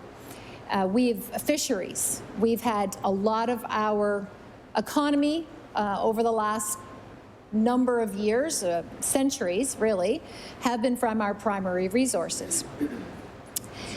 We have, in fact, 2 salt mines up in our area, and most of the salt from there is what is on the roads of Nova Scotia. So I want to just to say a few things about about that, just because I do feel like that is on the minds of a lot of people, including the people in our area. And with this bill on the order paper, Powering the Economy Act, I'm hearing from a lot of people that are concerned with some of the things in this bill. Also, similarly with the Financial Measures Act, because of some of the measures in that, and I know that's not the bill before us, but I did want to mention that because I'm hearing from a lot of the same people that have concerns with Bill 193 also have similar concerns with some of the easements and that in the other bill. So ideally, when this bill is finished going through committee of the whole House on bills, we will have some amendments and the bill will be strengthened. That would be my goal, Mr. Chair. I'm certainly no expert, I will say, on electricity. I'm a registered nurse and I've had 4 businesses, but never anything to do with energy. So everything that I've done with energy, it's from self-study, I guess. And I will say, though, back when I did my MBA through St. Mary's, and this is related to energy, so I'm just going to tie it in because it kind of proves we all have the ability to learn no matter what our background is. I wanted to learn more about business so that I could try to be more successful. And I had the pleasure of doing it through St. Mary's University. And I chose St. Mary's because they do a trade mission. And I thought that would be really exciting. And our class went to Bogota, Colombia. And my husband was not very happy, I will say, about that trip. But I was able to represent, there were 17 in the class, and we all had to represent a Nova Scotia company. And I represented Surrett Battery, which is from Spring Hill in the area of our colleague from Cumberland South. And Surrett Battery originated from an American company called Rolls Battery, very successful business.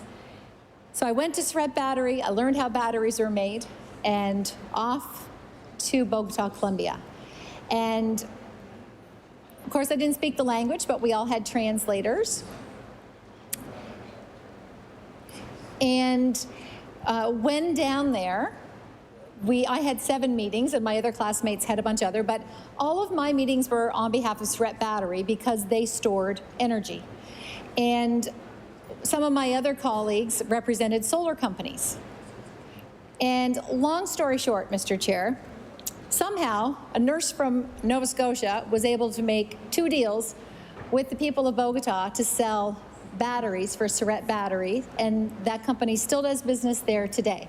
They had already been in South America. They had already done business with Brazil and Peru, but we were able to take that business there.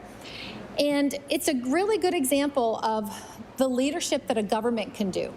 So what I didn't know before I went down to Bogota is that the government of Colombia had just put into law funding specifically to bring energy into areas of Colombia that had no electricity.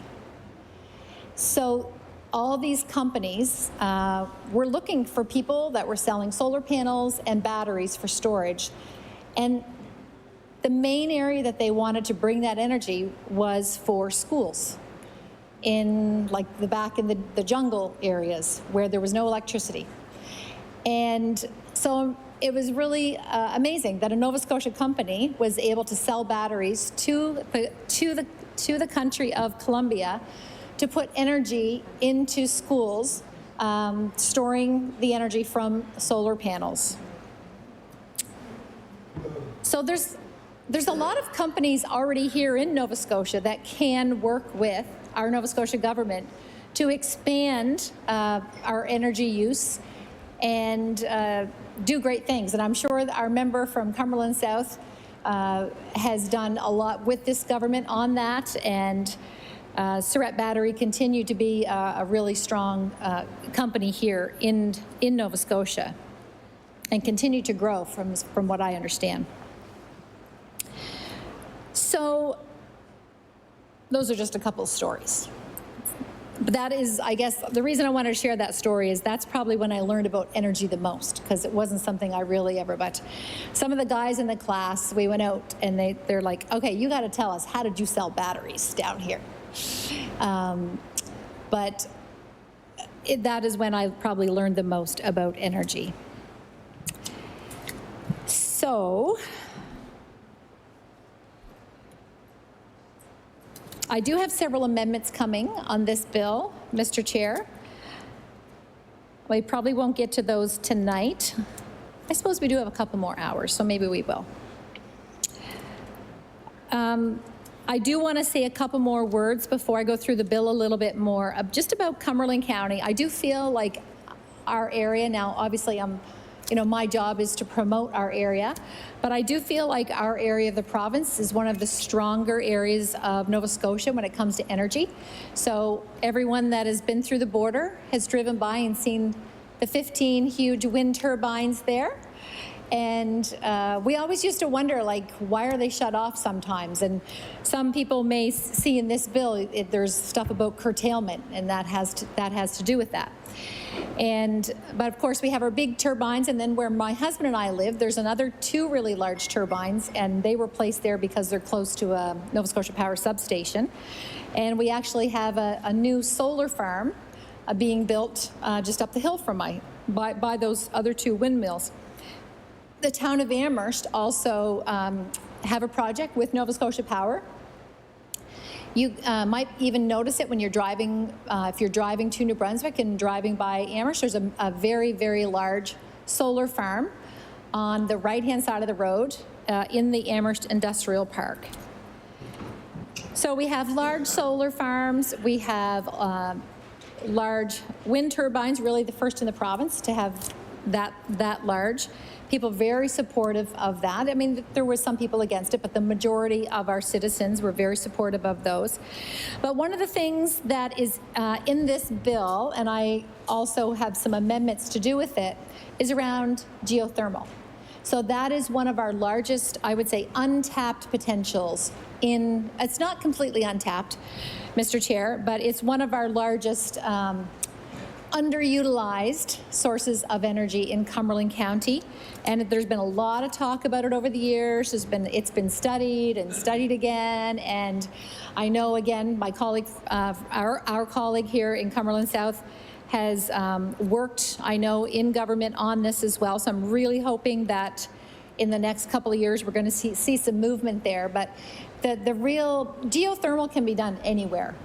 But in fact, it was just used for the new hospital in Pugwash, North Cumberland Hospital. That's what they use. It's heated with geothermal energy. But in Spring Hill, it has even greater potential because of the mines, the old coal mines there. They're filled with water, and the water is really hot. So it's even more efficient use of geothermal. And Surrett Battery, the company that I've already referenced, as well as another company, it has a new name, but it used to be called ROPAC in Spring Hill. They also use it. And if anyone is trying to bring large industry here to Nova Scotia, one of the selling features of that area, if we could grow the geothermal potential, is Surrett Battery and ROPAC, the plastics company, their electricity bill, or not their electricity bill, their energy bill is 50% or more reduced because they use the geothermal. So if there's a large industry, manufacturing plant that would use that energy, that's a huge that's a huge draw to bring them to Nova Scotia.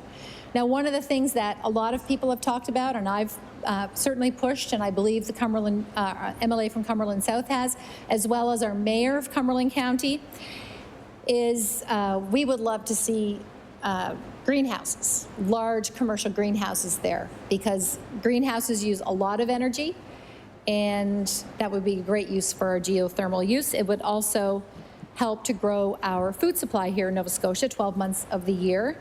And so we think it's be a win-win. So we're really hoping to see that be developed.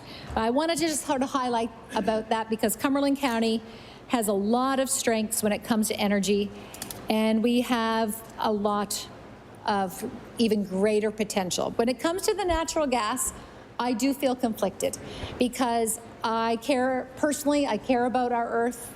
I care about our future. I have children. Now I even have grandchildren. And,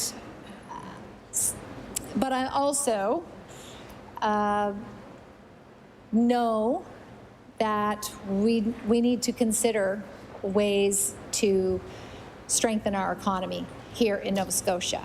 If we could do both safely with no risks, that would be great, but I don't think that is the case. So I don't think there's anything wrong with debating or discussing, and as long as, Mr. Chair, the decision that is made is not a top-down decision. Our decisions made here in the legislature and in government, whether there's a supermajority or a minority government, all governments should always reflect the wishes of the people that we represent. And I think that that's just good, responsible government. So I think having debate on that in this House is healthy and is good. And if somebody has an opinion that is different than others, we shouldn't be made to feel badly about it or throw personal insults. I think if people support or don't support, share the reasons why objectively, and then we come to that decision. Now, again, there's very differing views in my areas, and I respect all of the people, and I respect all of their views. They're good people on both sides of the issue of natural gas development. I will say that quite a few years ago, back in fact in 2018, I believe, I had a couple of meetings privately that I can share here on the floor of the legislature, but they were with oil and gas industry. And I wanted to know, is there any potential for developing this in Cumberland County? And at that time, I was told by the oil and gas industry, the answer was no. Now, it wasn't long before that Corridor Resources was shut down in Sussex, and it was a private company that had invested a lot of money, and the government of New Brunswick shut them down. So that probably would have sent a bit of a shockwave through the industry. However, what I was told by the oil and gas industry at that time was that while we may think we have a large store, a deposit here, it's really not that big.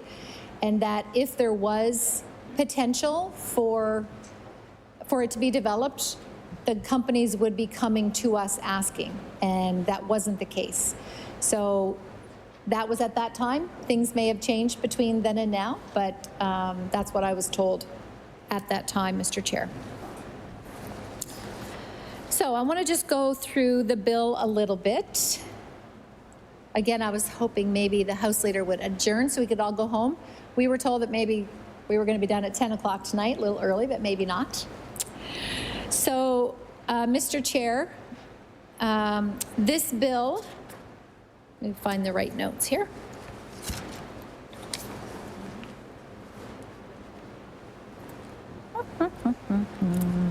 Here we go.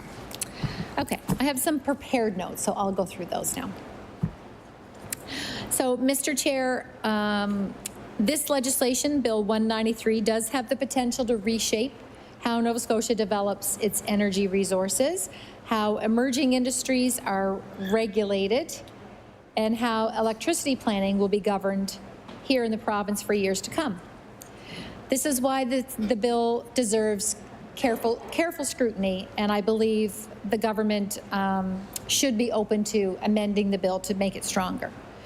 So this bill is not about a slogan or a quick headline, and sometimes we see the titles of bills and, you know, Powering the Economy Act. It does have a catchy title, and it's got a very positive title. This bill is not a promise of prosperity without a serious examination of what's actually in the legislation. And I'm hoping that we will take our time going through this bill tonight as well as on Monday to make sure that the bill does have the proper and fulsome debate that it deserves. Mr. Chair, energy policy is not just about megawatts, markets, or investment pitches. It is about stewardship. It is, like I mentioned earlier, making sure we have the public trust.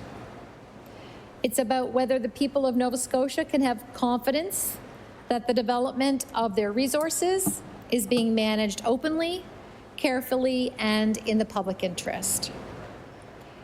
And Mr. Chair, that's why I come back to one core principle throughout this debate. A healthy energy sector begins with healthy leadership and begins with healthy collaboration and consultation with our people. A healthy energy sector begins with healthy leadership.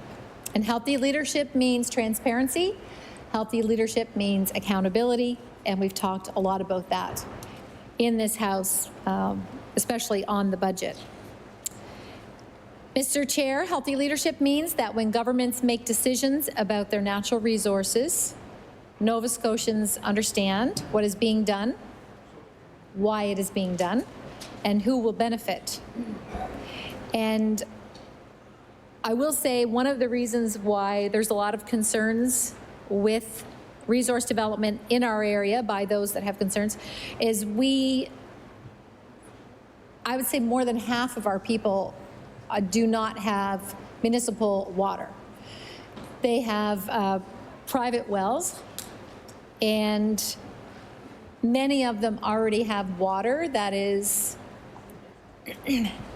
high levels of arsenic, magnesium,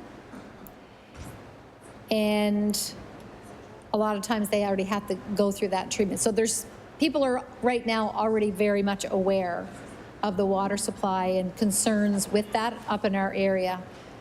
And even, tied to this, and I've talked about this in the legislature, and just to emphasize the importance of healthy water, there is an illness in southern not just southern, but in New Brunswick. And there are some people that have it in Cumberland County, and the media referred to as the mysterious brain illness. And some people, quite a few people have actually died from it. So there are neurodegenerative illnesses that they can't find a definitive diagnosis. So yes, so when you talk about energy and powering our economy and talking about resource development, people want to ensure that they have healthy water supply. And not everyone currently has healthy water supply. So the people that I was referring to with this illness, some of them found that their water was contaminated. And when they changed the water that they drank, their symptoms started going away. So that just emphasizes the importance of having healthy water supply, Mr. Chair, and that is one of the concerns that people will raise when it comes to any sort of disruption of our land or land underneath the surface.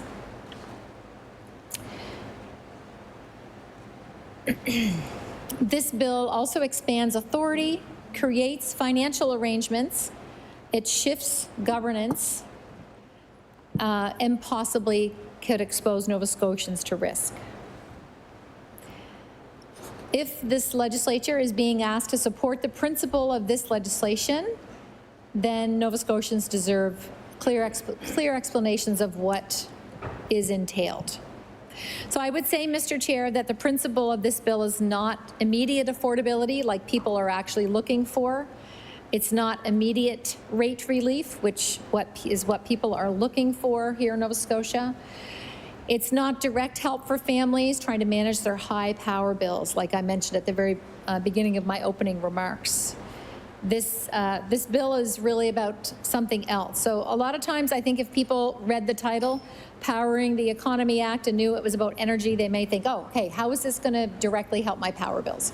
And it might in the long run, long term, but right now it's not going to provide any immediate tax relief or rate relief, which is I think what a lot of Nova Scotians need and want.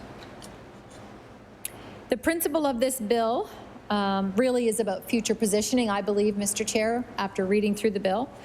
I believe it's about building a framework for large-scale energy development. specifically offshore wind and subsurface energy resource activity, while centralizing a great deal of decision-making authority in the hands of ministers and cabinet. And we've talked a lot in this House, at least I have, and I know my colleagues in opposition, about the concerns that come when decision-making is centralized in the hands of ministers and cabinet, as opposed to ensuring that there's a governance structure in place that includes the will of the people. So what this House decides, we need to ensure that there's transparency, we need to ensure that there's sufficient accountability, and we need to ensure that it sufficiently is grounded in what's best for the public interest.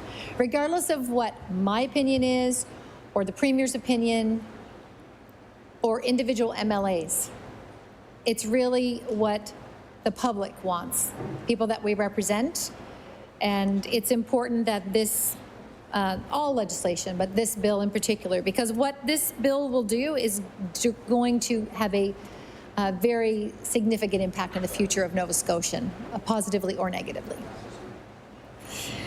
Healthy energy sector, again, begins with healthy leadership. And I believe that that is a standard that's needed throughout this legislation and all pieces of legislation. Again, the title, Powering the Economy Act, the title makes a promise suggesting that this legislation will power the economy. And because it makes that promise, it invites a very simple test. Where in this bill are the concrete benefits for Nova Scotians today? Where in this bill are the concrete benefits for Nova Scotians today? So not theoretical benefits, not possible benefits years from now, not benefits that depend on multi-private sector decisions, export markets, infrastructure build-outs, and successful execution over a long period of time, but actual, tangible, near-term benefits for the people we represent. Because if government is going to present legislation under a title this ambitious, then healthy leadership requires honesty and about what this bill does and what this bill does not do. What this bill does not do is lower power bills this year. This bill does not provide direct affordability relief, and it does not ensure that Nova Scotians struggling right now will see a measurable difference in their lives in the next 12 months. So from the very beginning, I think it's fair to say that the title sets an expectation that contents don't fully meet. And healthy leadership means setting honest expectations.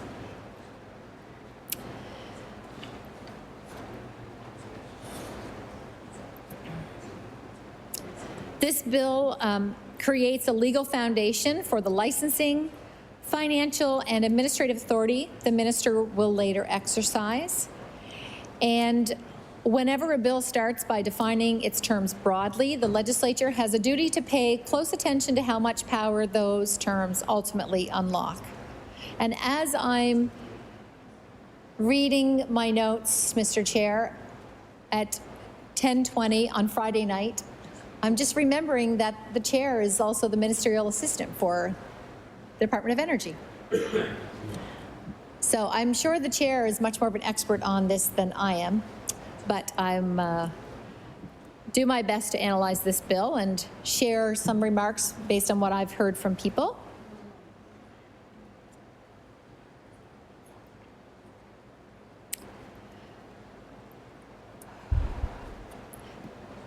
Whenever a bill starts by defining its terms very broadly, the legislature has the duty to pay close attention to how much power those terms ultimately do unlock. So that is particularly true in an omnibus energy bill like this one. The bill establishes ministers' authority in relation to offshore renewable energy licensing. And, Mr. Chair, this is where the bill begins to reveal its real shape. These clauses in this bill are not just technical, they're about control, And I know this will probably upset the House Leader, but honestly, when the member that first spoke on Clause 1, I'd never heard of that analogy from Henry VIII before. So I thought that was great. And anyways, I won't go any farther, but I thought that was great. It really highlighted the concerns that people have about control. So there are definitely concerns about control in this bill and who has it. In this bill, they determine who can be licensed, under what framework, and through whose authority projects may move forward. In practical terms, these clauses give the minister a central role in deciding which proponents advance and under which conditions. And keep in mind, the minister for this department is the premier. That is significant. Now, let me be clear, Mr. Chair, I'm not arguing that offshore wind should not be regulated. Of course, it should be regulated, and of course, government should have a role. But again, healthy leadership requires that authority of this scale be matched with transparency, clear criteria, and meaningful accountability. The concern here is not simply that government is acting. The concern is that the bill gives government the room to act without putting enough of the decision-making framework directly before the legislature, and a lot of power and control and authority under the minister, who is the premier. And that matters because we're not talking about a minor permit or a local administrative issue. Mr. Chair, we're talking about major energy developments that could have profound economic, environmental, and regional consequences. So who gets licensed matters. And on what terms they are licensed matters. What obligations they carry matters. And Nova Scotians deserve confidence that these are not decisions that are being made behind closed doors or through a process so flexible that the public only learns the real rules after the fact. A healthy energy sector begins with healthy leadership. And healthy leadership does not just claim opportunity. It demonstrates how decisions will be made fairly. The bill establishes the fee and the payment structure associated with offshore renewable energy projects. And Mr. Chair, this is where the government will understandably point to revenue, and I don't dismiss that. But if offshore renewable energy development proceeds at scale, there may indeed be revenues to the province. But the House should be honest about the scale and the nature of those revenues. The projects being contemplated here would be extremely large and extremely expensive. There are projects that could cost billions of dollars, and when measured against that scale, the fees and the payments contemplated by the legislation do not automatically amount to a transformational public return. And I do apologize, my debate on this is not riveting, but sorry, I know. We're all so tired. This is like not my topic that I'm the strongest on, but I'm going to get through this bill because it's important. Bill 193. It is Friday night at 10:30, I will add. And we've been here since 9 o'clock this morning, or 8 o'clock this morning, depending on who you are. And on that note, I'm just going to take 10 seconds, Mr. Chair, and thank everyone that works here in this legislature for the hours that they put in, our clerks, Ledge TV, all the commissionaires, security. I know everyone's really tired. I feel really badly for them. So back to Bill 193. The projects being contemplated in Bill 193 would be extremely large and extremely expensive. And these are projects that could cost billions of dollars. And when measured against that scale, the fees and payments contemplated by the legislation do not automatically amount to a transformational public return, as I said. So the question for this House is not simply whether the province gets some revenue. The real question is whether Nova Scotia gets fair value. Whether communities hosting related infrastructure will share meaningfully in the benefits. Whether the public return reflects the scale of the public resource being used. Let me say that one again. Whether the public return reflects the scale of the public resource being used. Whether communities hosting related infrastructure will share meaningful in the benefits. And I'm emphasizing those 2 points, Mr. Chair, because I do have amendments coming that are related to those. I believe that communities, municipalities must be involved in the planning of these big projects. And I believe wholeheartedly that the public return must be beneficial, must be very evident. So whether this bill contains sufficient guardrails as well to ensure that fees do not become a token financial justification for arrangements that mainly benefit private proponents. And on this note, I will say conversations around this topic and related energy projects, I've had a couple of business people talk to me about they have concerns that there's not strong enough legislation here in Nova Scotia to protect the taxpayer. And so if the government's investing in a private company, a lot of people don't believe there's enough transparency and accountability. So if they're investing in a publicly traded company, that all the information's available, like who's on their board of directors, who would benefit financially. But when it's a private company that government's investing in, a lot of times that information isn't readily available, or it's not really clear who's benefiting and who the players are. And so I am looking right now at legislation in other jurisdictions to see what they have in place and maybe trying to table something like that here in Nova Scotia. And just because we need to make sure that if we are giving people's money, tax dollars, to private companies, there really does need to be legislation in place to ensure transparency and accountability of who's actually receiving that money. I think that's only fair to the taxpayer. I would also note, Mr. Chair, that nowhere in this bill is there a clear guarantee that revenue generated will be directed in a way that's visibly beneficial to communities that are affected. I did a bit of research on that. So there's all kinds of articles, research, data from all around the world on examples where communities have been taken advantage of. And I'm not saying that's going to happen here in Nova Scotia, Mr. Chair, but I think that we need to make sure it doesn't happen here and make sure that the communities that are involved in these projects really benefit. There doesn't appear to be any clear community benefit structure here in this legislation. So again, that's going to be one of the amendments that I bring forward. There's no obvious local sharing mechanism. There's no direct connection here to affordability relief. So, for example, wind up in Cumberland County, our municipality of Cumberland benefits greatly from those wind turbines, as they should. But in this bill, there doesn't appear to be any shared mechanism here that a municipality would benefit necessarily from if there was large infrastructure in their area. There also doesn't seem to be any direct connection to affordability relief for Nova Scotians, and that is key.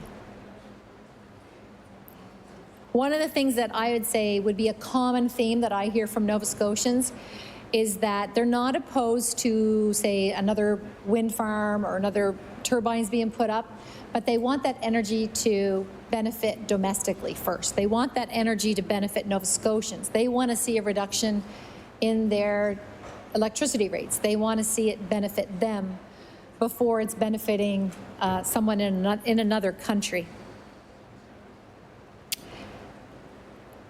So the deeper question to ask with this legislation, and when we're looking at amendments to the bill, is whether the people of Nova Scotia are receiving the value that they should. Is that in legislation? And keeping in mind, healthy leadership means making sure public resources generate meaningful public benefit. That is the test of the bill. Healthy leadership means making public resources generate meaningful public benefit. The bill also defines subsurface energy resources, including hydrogen, geothermal energy, helium, and other prescribed resources. And Mr. Chair, again, I'll be relatively brief on definitions, but those definitions of those subsurface energy resources are more politically significant than they may first appear. They do not simply tidy up language, they establish the reach of provincial authority beneath the surface of land. And that is a serious thing.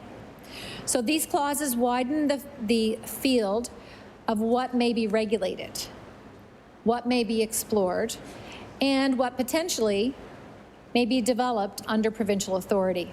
So while the wording of the definitions of those words that I read, the definition of subsurface energy resources, including hydrogen, geothermal energy, helium, and other prescribed resources. While the wording of those may look technical, the effect is not. The effect is to establish the legal foundation for a much broader subsurface resource regime. And I think Nova Scotians are entitled to stop and ask the simple question, when did this become part of the public mandate? When were Nova Scotians told clearly and directly that this government intended to move in this direction? Again, healthy leadership does not take major shifts in resource policy and bury them beneath technical wording. Healthy leadership tells people plainly what is changing after consultation and collaboration.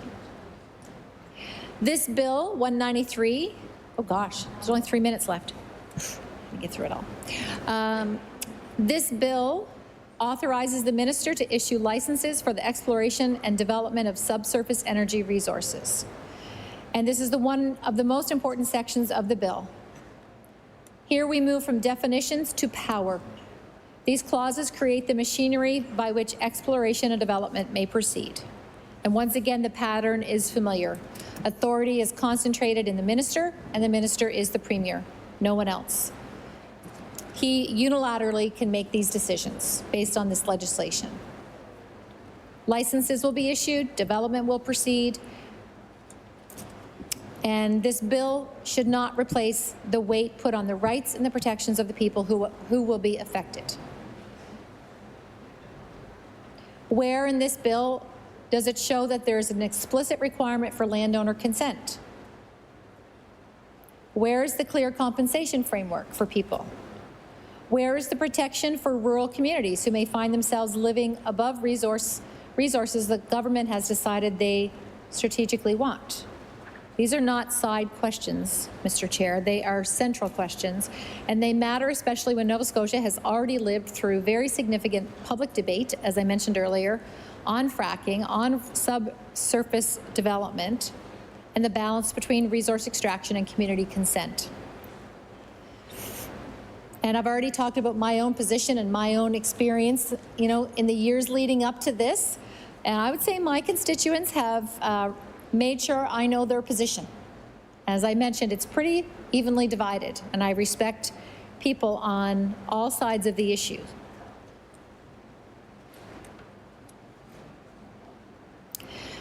I'll finish off just by saying, Mr. Chair, as we go into further debate on this bill, I do believe that healthy leadership involves listening, means representing. It doesn't mean, it means not pretending that the public concern is an inconvenience that will be managed later by regulation. So when this bill creates a licensing and exploration framework for subsurface energy resources, it's entirely reasonable for Nova Scotians to ask, what protections come with this? What rights do landowners have? What recourse will communities have?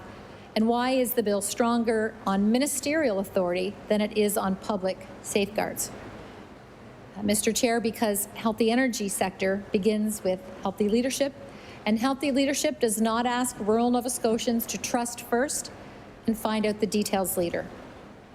I look forward to speaking more. I think I only got halfway through my speech, Mr. Chair. But I look forward to continuing debate on Bill 193 at a future time. Thank you, Mr. Chair.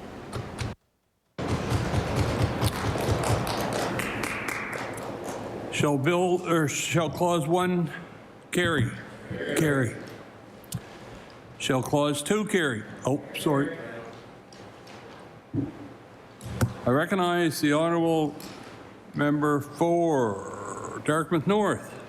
Thank you very much, Mr. Chair. I'd like to propose an amendment to this clause, so I'd like to direct the members' attention to change sheet CWHB NDP 1 and propose the following amendment. Page 1, Clause 2, proposed Section 23, renumber proposed Section 2, renumber proposed subsection 2 as 3, and add immediately after proposed subsection 1 the following subsection.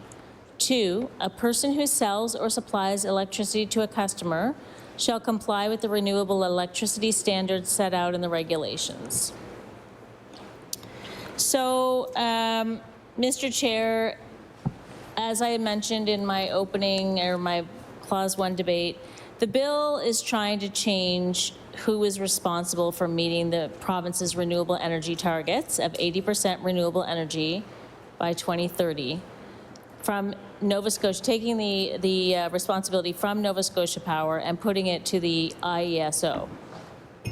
So this amendment would simply make both the IESO and Nova Scotia Power responsible, so that Nova Scotia Power is not let off the hook, and so that it could still face fines for not being in compliance with the targets. Without this amendment, the government plans to let Nova Scotia Power off the hook for meeting targets right after they increased coal burning by 30% last year. So currently, Nova Scotia Power has to meet a target of 80% natural or renewable energy, but there's no interim renewable energy targets for the utility before 2030. So it went from 2020 to 2030. The only target it currently has to meet is 40% renewables by 2020, which was established by the NDP. The lack of interim targets, and we said this when we passed the environmental state goals and climate change. Yes, exactly, that act. That the lack of interim targets is an issue, and it allows the utility to kick the can down the road when it comes to ramping up renewables. So, for example, over the past year, or in 2025, Nova Scotia Power's coal burning increased by more than 1,000 gigawatt hours. More than 30%. Compared to the year prior, while its use of natural gas has declined by 914 gigawatt hours, or 40%. Meanwhile, renewables only increased by 200 gigawatt hours, or 4%, relative to 2024. Nova Scotia Power is currently fighting a $10 million fine for failing to meet the 40% target by 2020. And just last year, the Minister of Energy the Department of Energy said the Minister of Energy cannot trust that Nova Scotia Power will meet future obligations, or more critically, its sustainability standards legislated for 2030, unless this fine gets levied. The government bill intends to shift responsibility for meeting the renewable targets to the IESO, which is taking over procurement responsibilities from NSP. However, just because someone is doing procurement doesn't mean we should remove Nova Scotia Power's accountability for actually following through.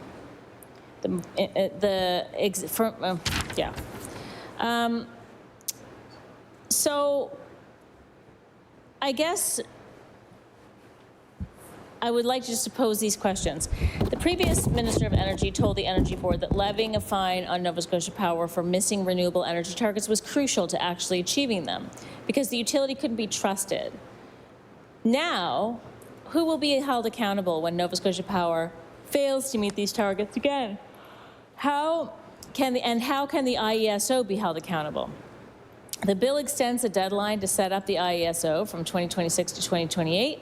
The institution isn't even totally set up yet. Is there no one who can actually be responsible for complying with renewable energy targets in those years? And so those are just some thoughts on this amendment. It basically, again, is very simple, Mr. Chair. Currently, Nova Scotia Power is on the hook for meeting those standards. This bill switches the onus from Nova Scotia Power to the IESO. The IESO is not completely set up yet.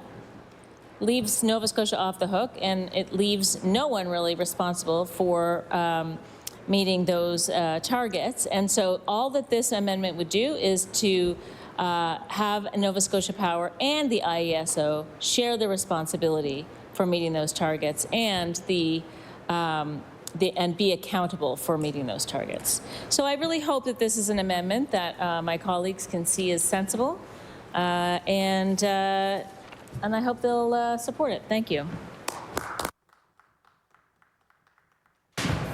I recognize the honourable member for Cumberland North. Thank you, Mr. Chair, and thank you to my NDP colleague for tabling this amendment. So this amendment, if we refer to the bill, Bill 193, this is amending the electricity. This Bill 193, Part 1, is amending the Electricity Act. So my colleague has proposed an amendment to that amendment. So I'll read the original piece that's in Bill 193. And it is Part 1, Electricity Act, to Section 23 of the Schedule of Chapter 18 of the Acts of 2025. The Electricity Act is repealed, and the following section is substituted.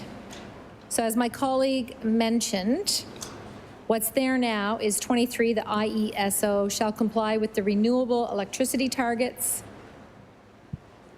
set out in the regulations or in directives from the minister.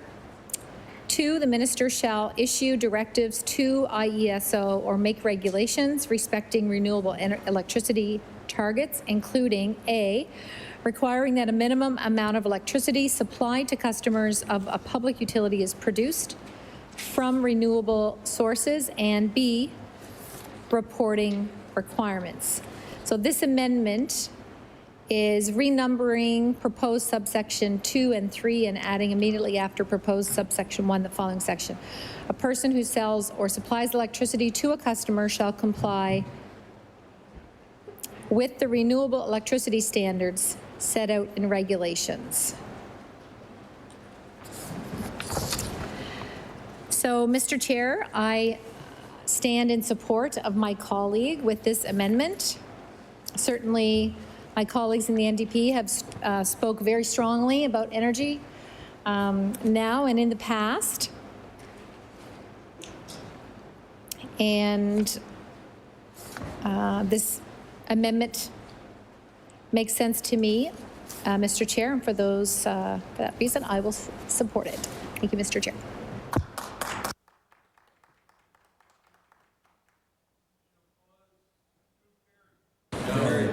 Or Amendment 2.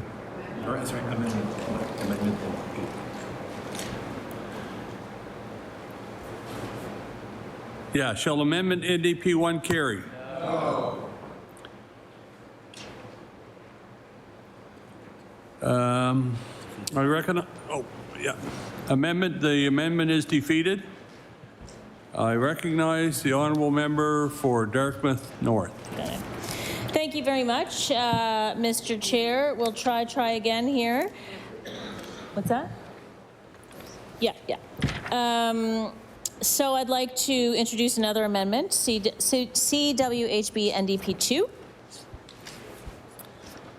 I'll wait a second for the members to get a hold of that change sheet because I know they're going to be riveted by this.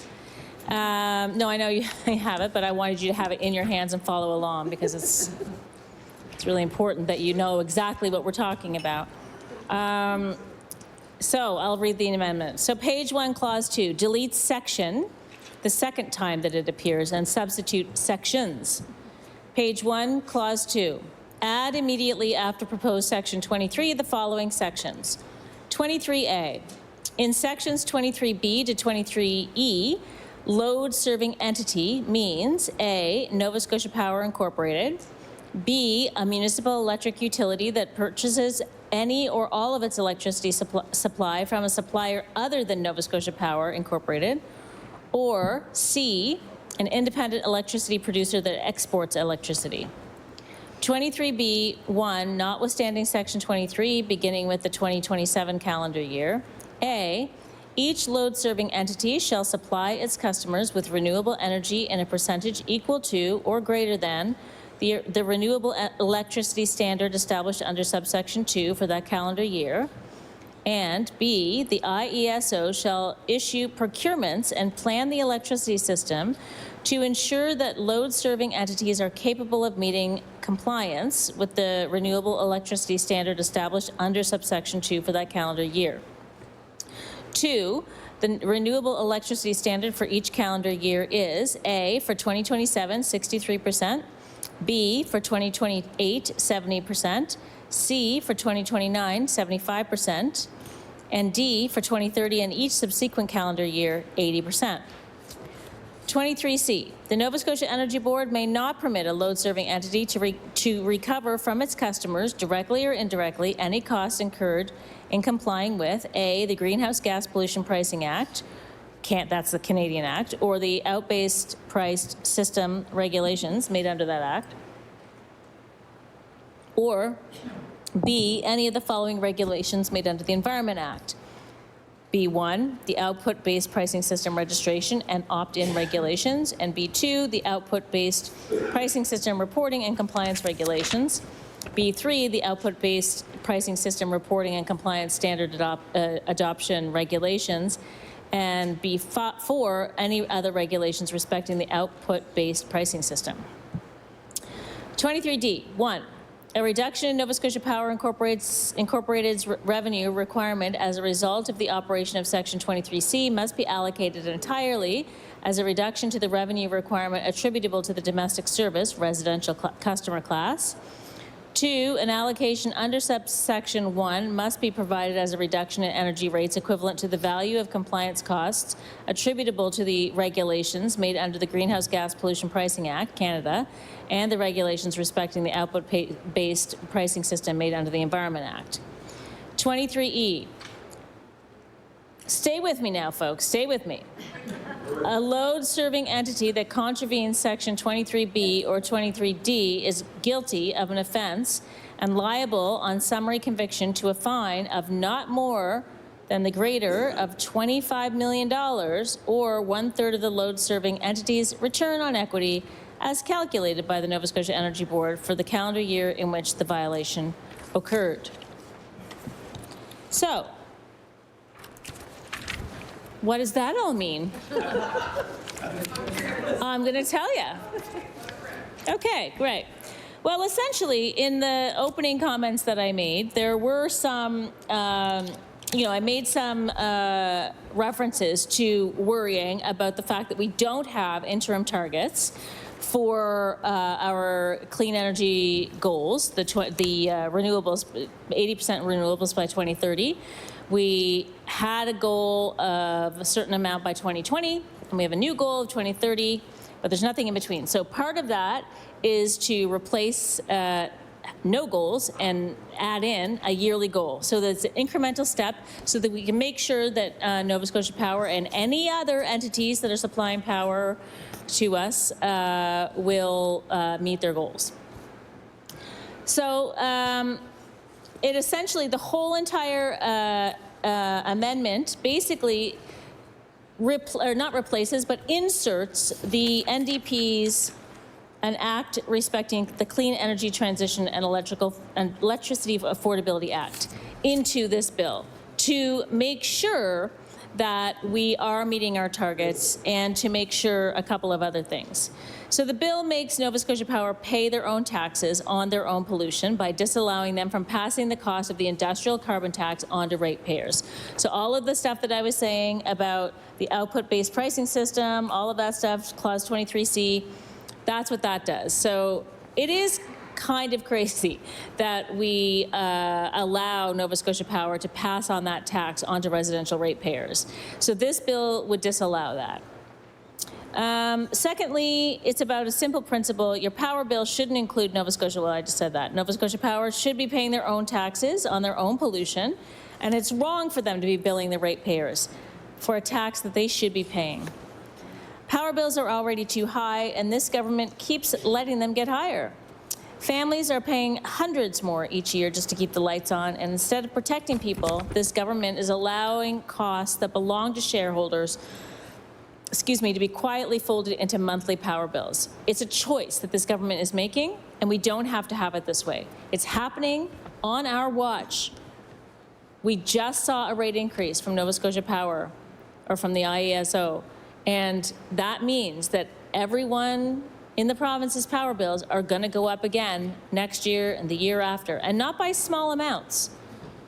But if we made this change, our bills would lower. They'd have less. They would not be allowed to charge the residential ratepayers this tax. The government is setting up Nova Scotians for a rate shock in 2030 when ratepayers will be billed more than $110 million per year in industrial carbon tax when new natural gas power plants come online. And that could potentially add more than $115 again to power bills annually. So basically, folks,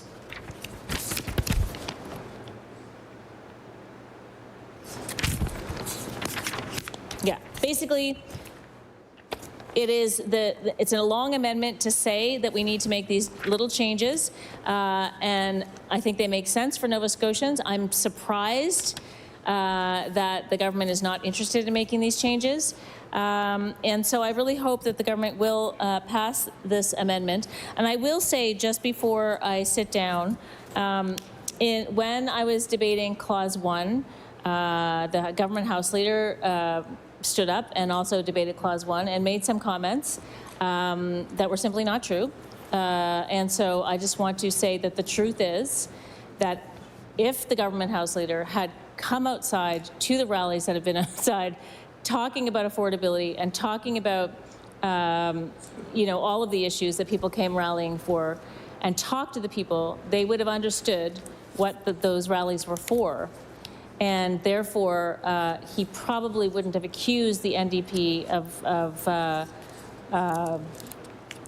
saying things that the NDP simply didn't do. So I just wanted to, correct the record on that, even though there is no record of this evening. So that's the irony of this. There's not. Thank you very much. I hope you pass my amendment. There's not. I recognize the honourable member for Cumberland North. Thank you, Mr. Chair. And I'm so surprised people aren't sitting up and want to debate this, because this is really, when we talk to our constituents, electricity rates are probably like one of the most important things on the minds of Nova Scotians. Healthcare is definitely number one up in our area, the Woods, but electricity and affordability of electricity rates is probably definitely in the top 3 issues.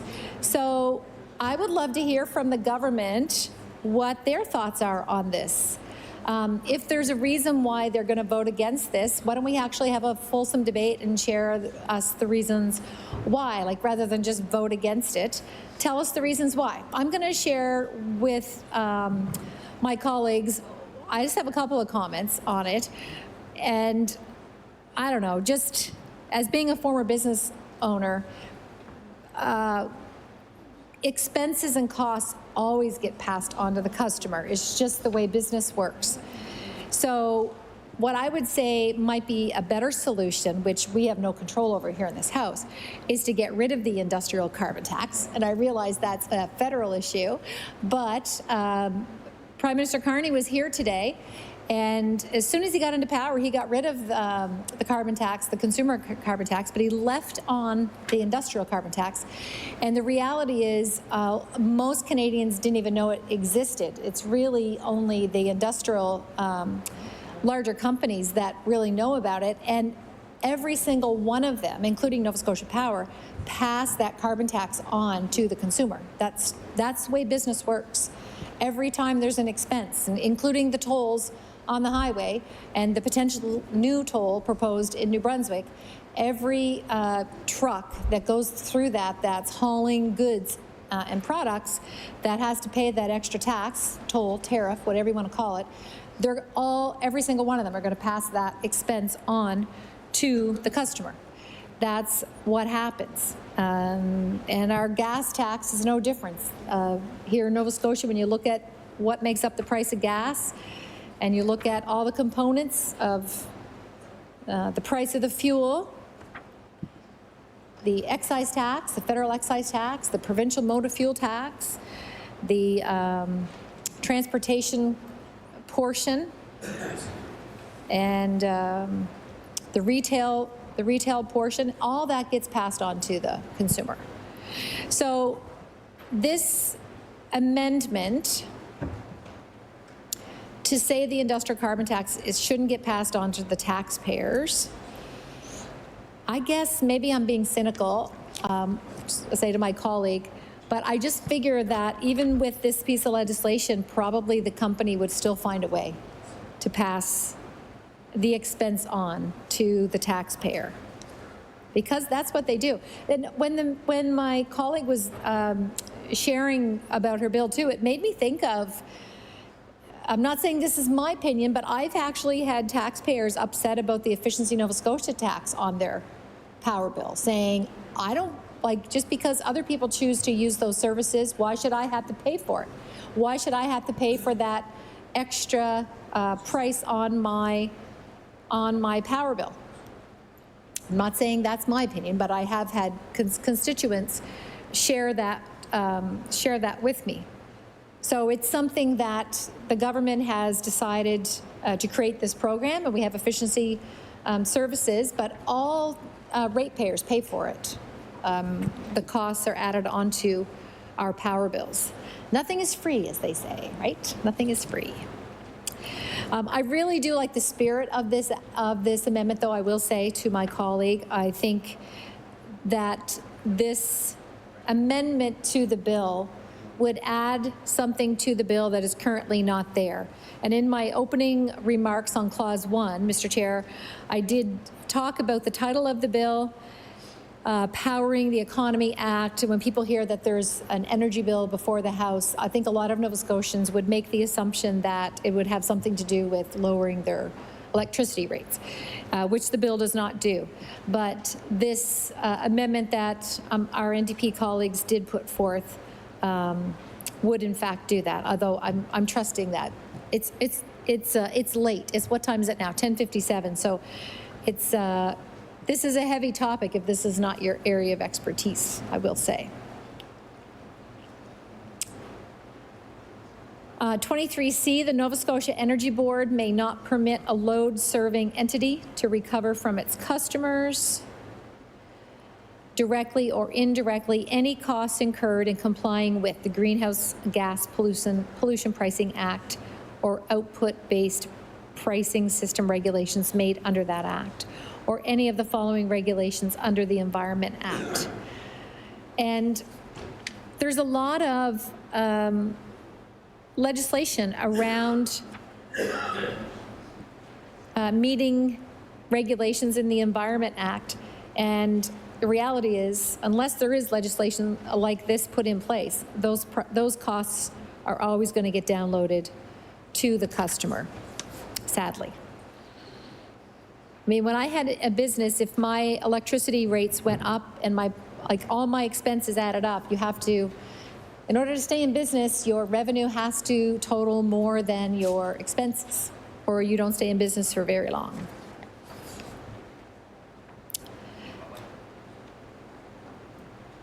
So I will stand in support of this act because I do believe the spirit of this amendment. I believe the spirit of the amendment is good. Nova Scotians deserve to have this government, all of us MLAs here in the House, trying to work together to make their electricity rates more affordable. And of course, we all just heard in this House this week that over the next 2 years, we're all seeing the rates are going to go up. I think it's around 8% over the next 2 years. And,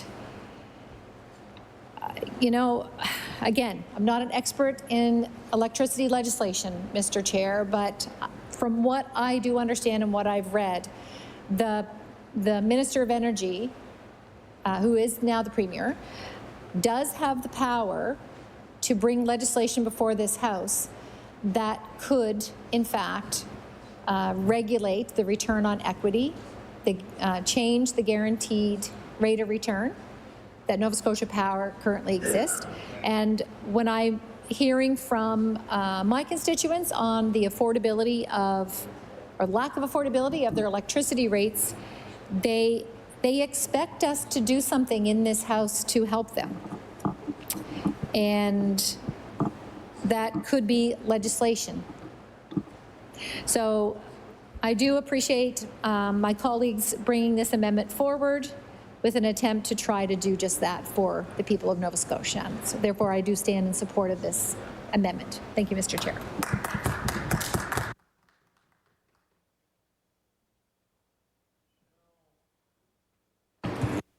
EP 2, carry. No. Motion is defeated. Shall Clause 2 carry? Carry. Clause 2 is carried. Shall the remaining clauses 3 to 9 carry? Carry. Carried. Shall Clause 1 to 2 of Schedule A, Offshore Renewable Energy Revenue Act, carry? Carry. Shall Clause 3 of Schedule A carry? I recognize the MLA for Cumberland North. Thank you, Mr. Chair. I think they're going to pass them out, maybe. So, Mr. Chair, I'd like to stand. I believe the clerks are going to pass out my amendment. Amendment number 1. He's a good legislator. I'll give you credit. He said, how many do you have? I said 15. I give you credit. 16 now. 16. It's going to be the best bill ever. So you guys are going to pass all of them. Okay.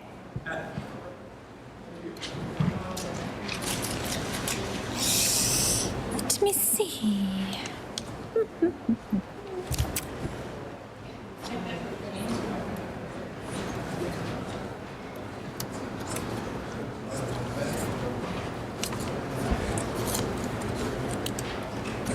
Yes.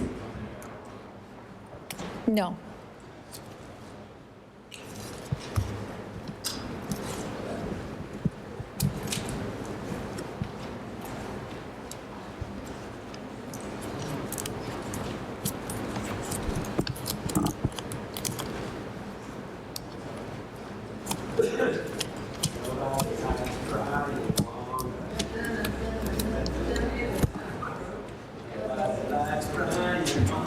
Order.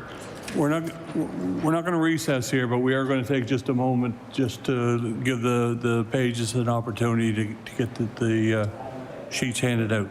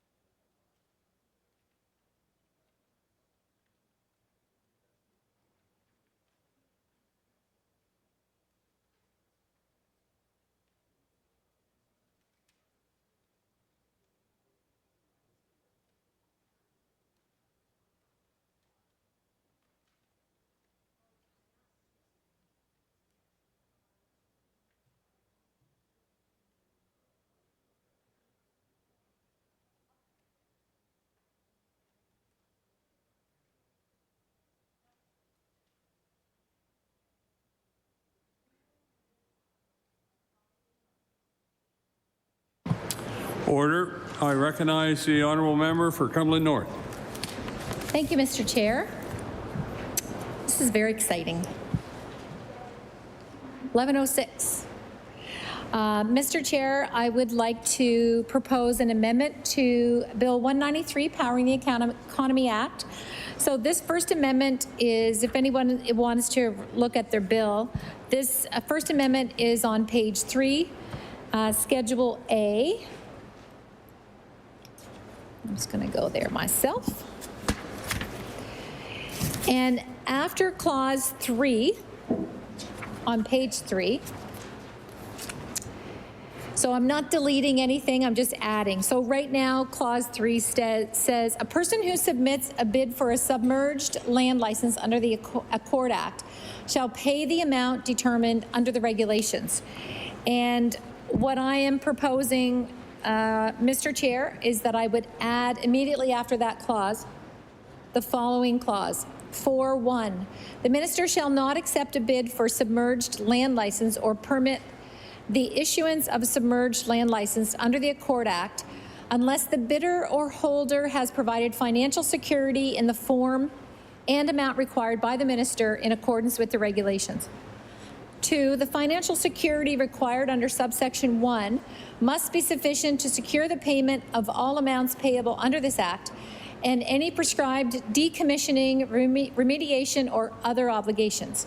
The minister may realize upon the financial security where a person defaults in the payment of any amount payable under this act or fails to comply with prescribed obligations, and renumber and adjust cross-references accordingly. So, Mr. Chair, the reasoning behind the proposal, this amendment that I'm proposing, is I think it's really important that our province has some security that we're not going to get taken to the cleaners, I think basically is what this bill is about. We want to make sure that we have financial security with any company that may be going to do business with us here in this sector.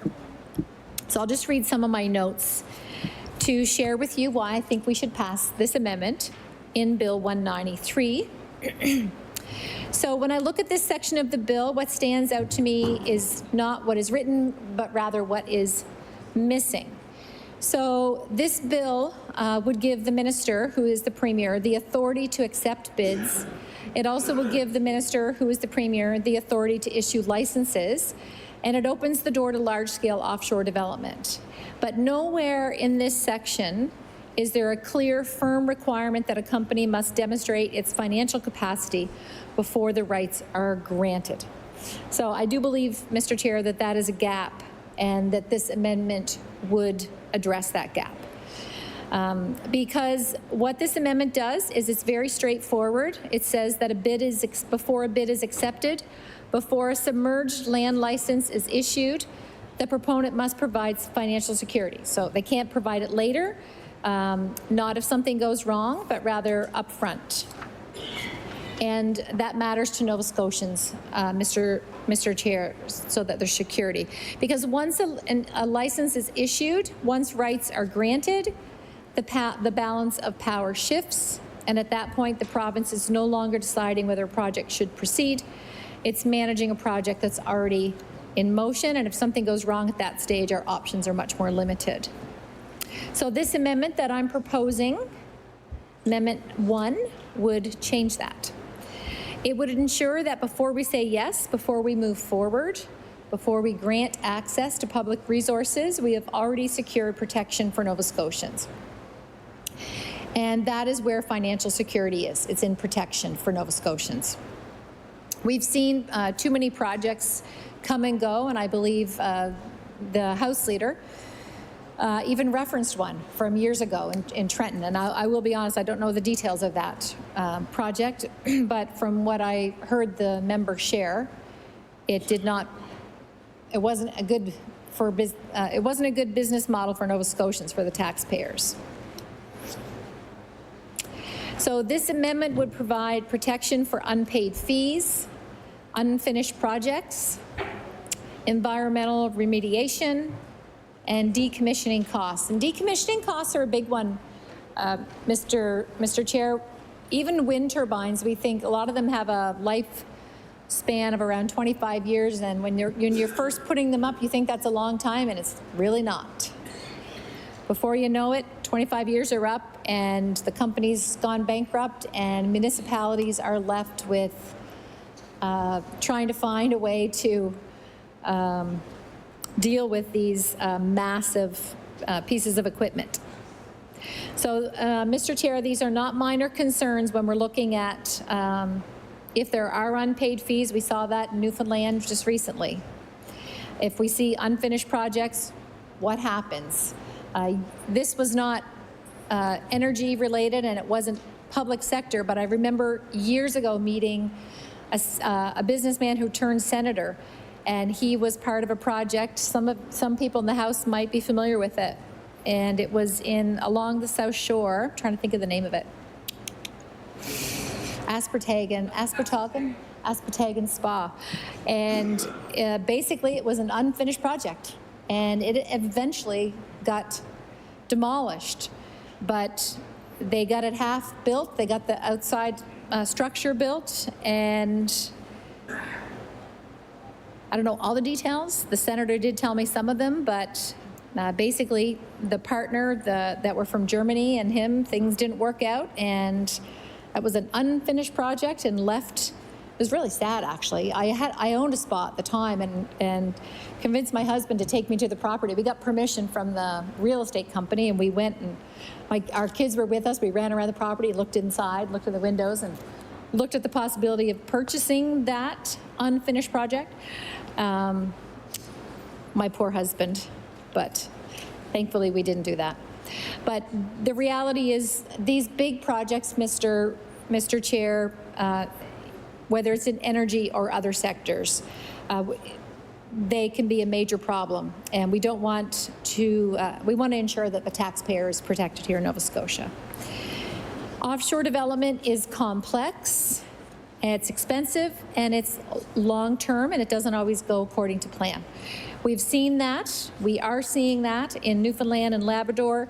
The government is currently trying to recover tens of millions of dollars in land reserve fees tied to wind and hydrogen projects. Millions of dollars, Mr. Chair. And one of the companies involved in that situation, of course, is Everwind, the same Everwind that is now proposing development here in Nova Scotia. So we need to protect Nova Scotians. Hopefully nothing would go astray, but we do need to ensure that Nova Scotians are protected, and this amendment would do that. When we talk about risk, Mr. Chair, when we talk about financial exposure, we're not talking about something hypothetical. Again, we're talking about something that's literally happening right now in Newfoundland. We're seeing the government of Newfoundland trying to recover funds after the fact, trying to address the situation that could have been prevented at the very beginning. And if they had had something like this in place, then it would have protected them.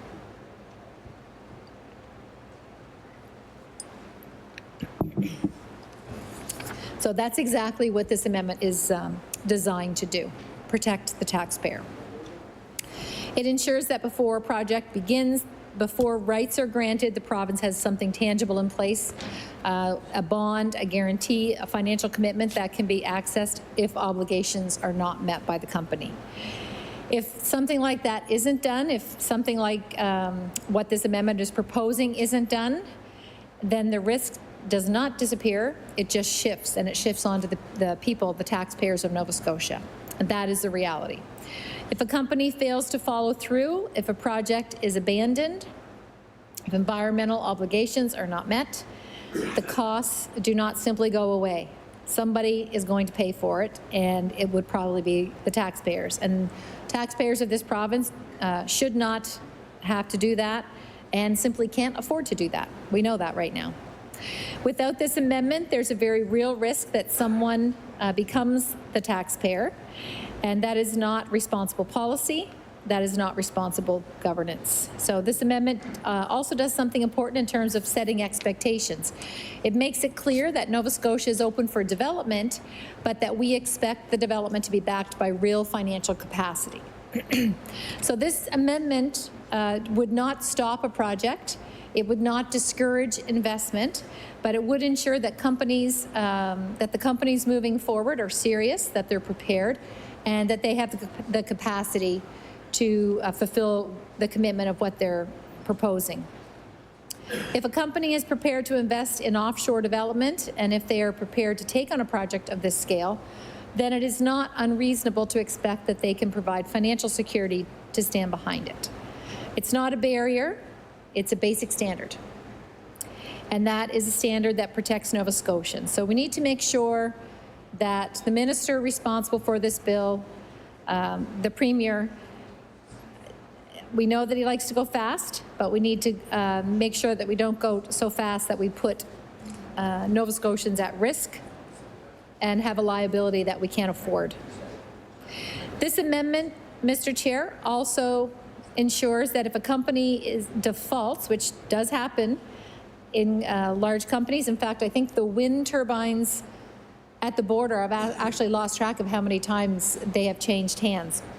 Those large companies sell and go out of business quite regularly. If it fails to meet its obligations, the province can act if this amendment is put in place. It allows the minister to realize that on that financial security, to access it, to use it, and that's critical because without it, the financial security becomes symbolic, not functional. It ensures that it's real. It also speaks to something broader, and that is something I think that is important to look at through this entire bill, and that is about opportunity. The bill is about opportunity. It's about positioning Nova Scotia in a new energy economy, but the opportunity without safeguards is not a strategy. And I won't go into a lot of detail, Mr. Chair, but actually, the Chair probably knows more about this than me, but when we look at the tidal energy in the Bay of Fundy and some of the projects that have gone bust or some of the companies that have gone bankrupt there, we know all too well that we need to make sure we have safeguards in place that will protect Nova Scotians if the project didn't go forward. So we can't afford to get this wrong. These aren't small decisions. They're decisions that will shape our coastline. They're decisions that will shape our economy. They're decisions that will affect our fisheries. They're decisions that will affect our financial exposure for decades. And we have a responsibility to get it right. And getting it right means asking the difficult questions now, not later. It means putting protections in place before they're needed, not trying to recover after the fact. Because once we're in that position, once projects are stalled or companies are not meeting their obligations, once governments are trying to recover funds, the damage has already been done, and this amendment prevents that. So this amendment ensures that before we move forward, we've done our due diligence, we've secured protection, and we've made it clear that access to Nova Scotia resources comes with responsibility. The assets that companies are trying to access are not private assets. They're public, they belong to Nova Scotia, and it's important that they're protected. When those resources are used, when rights are granted, the people of Nova Scotia deserve to know that their interests are protected. And again, that's what this amendment does. It strengthens the bill, it fills a gap, it ensures that we're not exposing Nova Scotians to unnecessary financial risk. Because at the end of the day, it's important to have strong leadership on this. It comes down to whether or not we're willing to put the right safeguards in place before moving forward. It comes down to whether we're willing to learn from what's happening right now in Atlantic Canada and Newfoundland. Certainly that's not unique, but it is happening right now there. We don't need to guess what could go wrong because we're watching it happen in real time.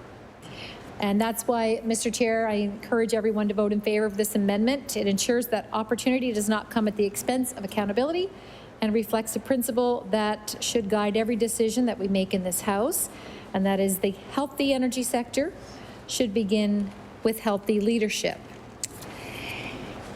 And, Mr. Chair, I want to just, in my research, I found that the International Institute for Sustainable Development makes it clear that effective resource legislation requires clear rules when it comes to protection and ensuring that the taxpayer is protected. So I hope that the members will consider this. I feel like it's the right thing to do to protect Nova Scotians, especially with what we are seeing happen in Newfoundland. And those are the reasons, the pros for voting in favor of this amendment, Mr. Chair, and I look forward to hearing what others think on this amendment. Thank you. I recognize the honourable member for Lunenburg West. Thank you, Mr. Chair. And I want to thank the member from Cumberland North for bringing this forward. I think this is a really important clause, and it highlights a real a gap that exists in the legislation that was put forward that represents a significant risk to Nova Scotia taxpayers. Especially when we are looking at advancing industry that is speculative, is new, and is something that we're forging ahead in, trying to do more faster. It becomes incredibly important that we make sure that we protect ourselves, and by ourselves I mean Nova Scotians, from risk that can be incurred when we move ahead with projects like that.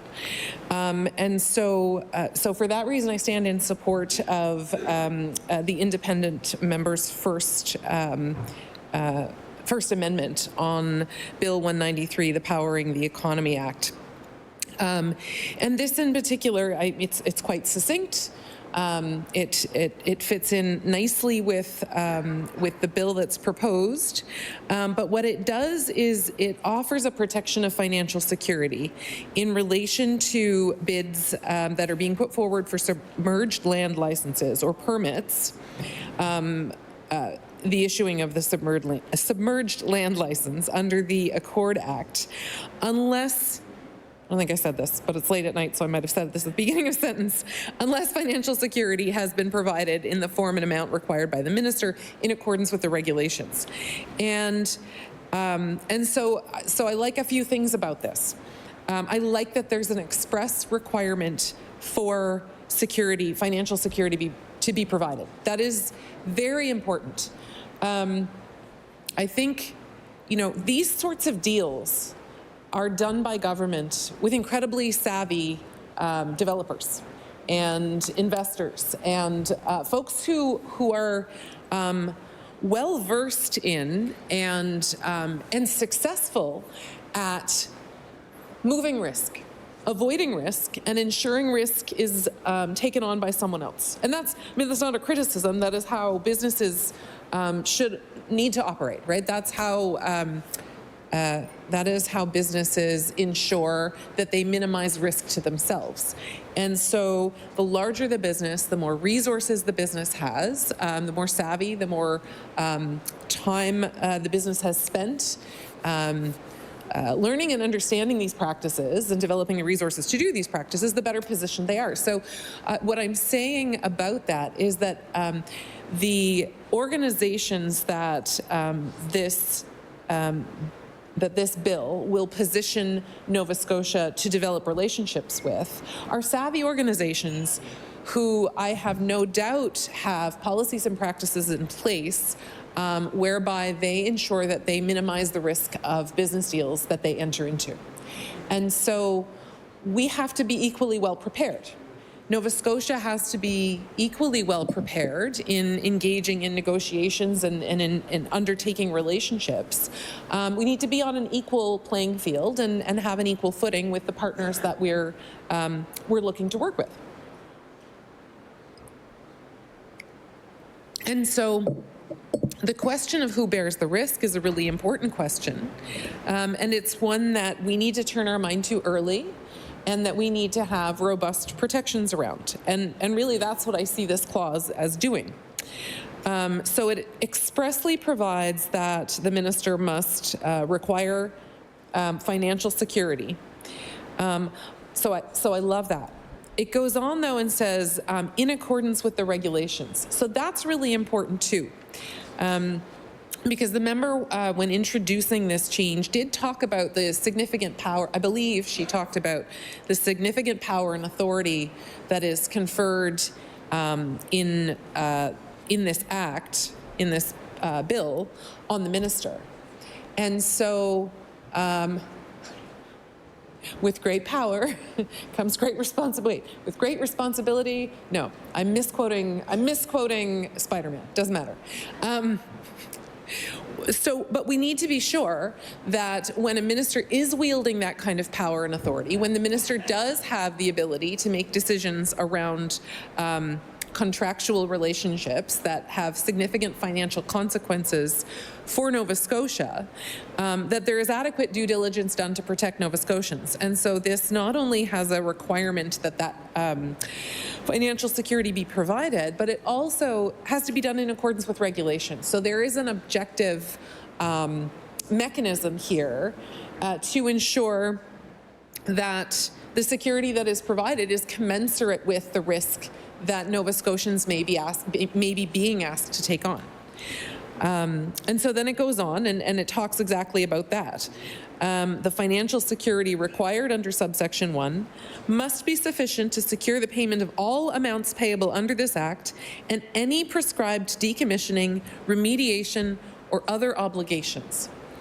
That's incredibly important because Nova Scotia has a long history, as do many other provinces, I think, has a long history of allowing industry to, and taking the benefit at times as well of industry utilizing our natural resources. And, you know, that creates income. Sometimes it creates royalties. It creates jobs. But it also creates significant profits for the industries that are participating in those activities. But then very often, when those ventures wind up, because of the way those things tend to wind down, too often, the province, the government, and ultimately the taxpayers are left footing the bill for the wind-up of those situations. And sometimes that means an outright cost. Sometimes it means that something needs to be remediated or decommissioned and action needs to be taken, and government has to pay for that to happen.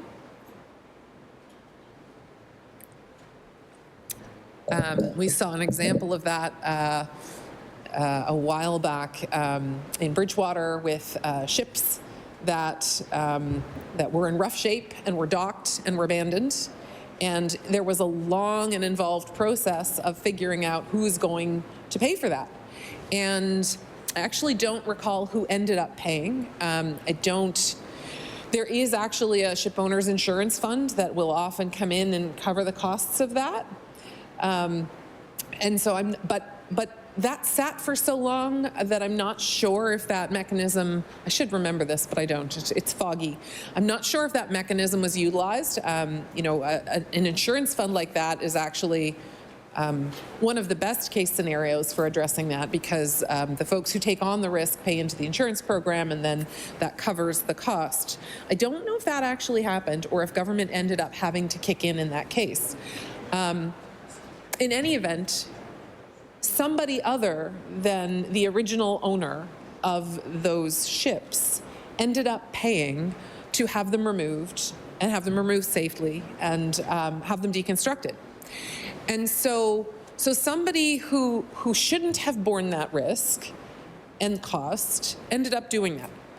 And not only that, the money would have been bad enough, but in that case, they sat as an eyesore in the LaHave River for years, really preventing local enjoyment of the river and the space, and preventing people from using the docks where they were tied up. And so, that's an example of one kind of venture that, when it winds up, when it comes to an end, it can end up costing Nova Scotians money.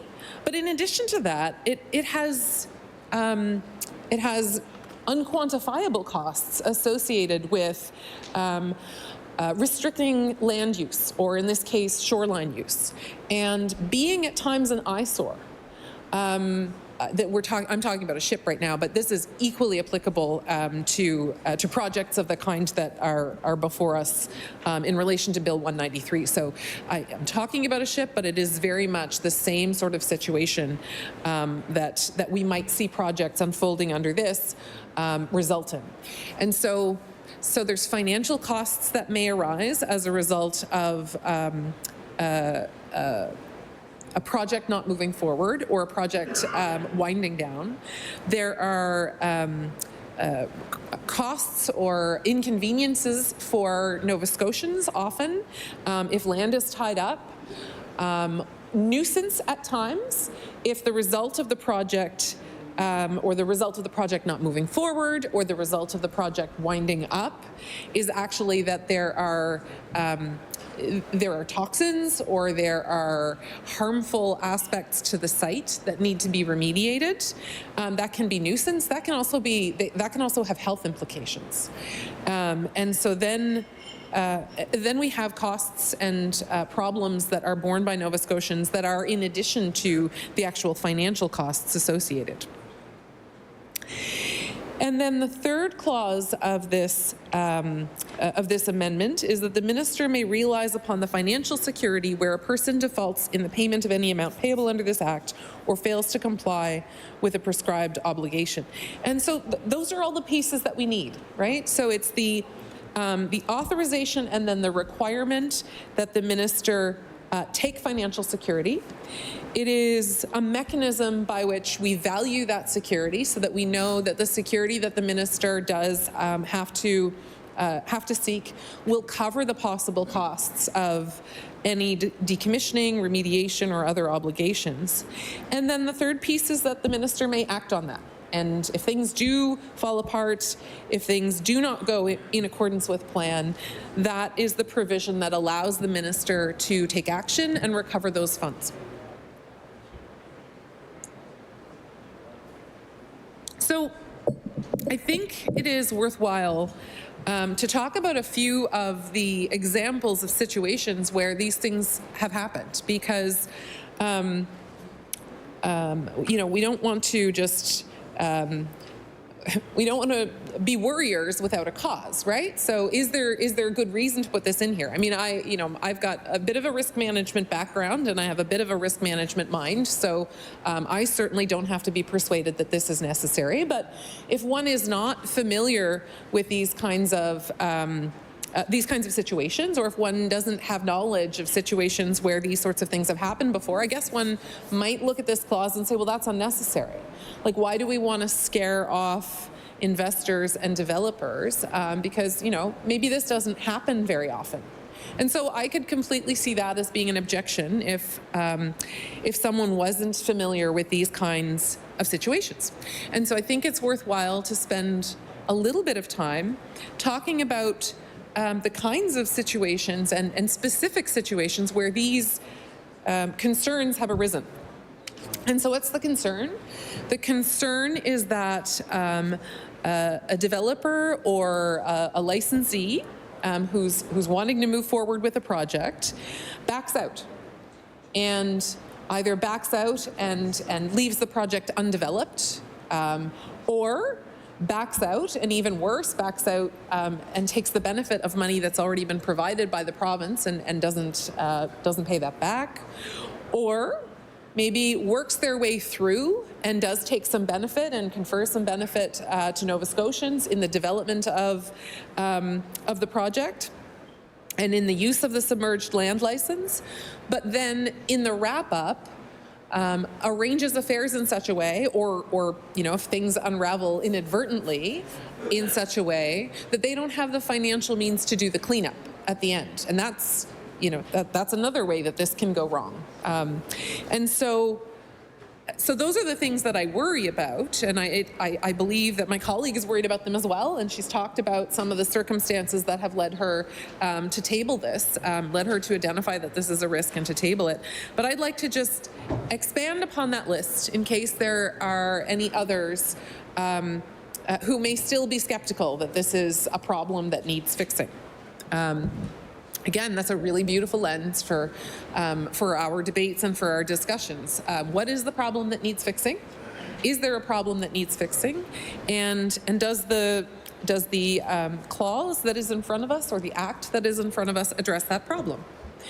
And so I have a few projects here that I do want to talk about that provide people with some context about why it might be necessary, why it is necessary, I would submit, but why one would want to include this kind of protection for the benefit of Nova Scotia taxpayers when we're embarking on engaging in very complex commercial relationships with folks who are usually quite savvy on that front, because they're doing this analysis too.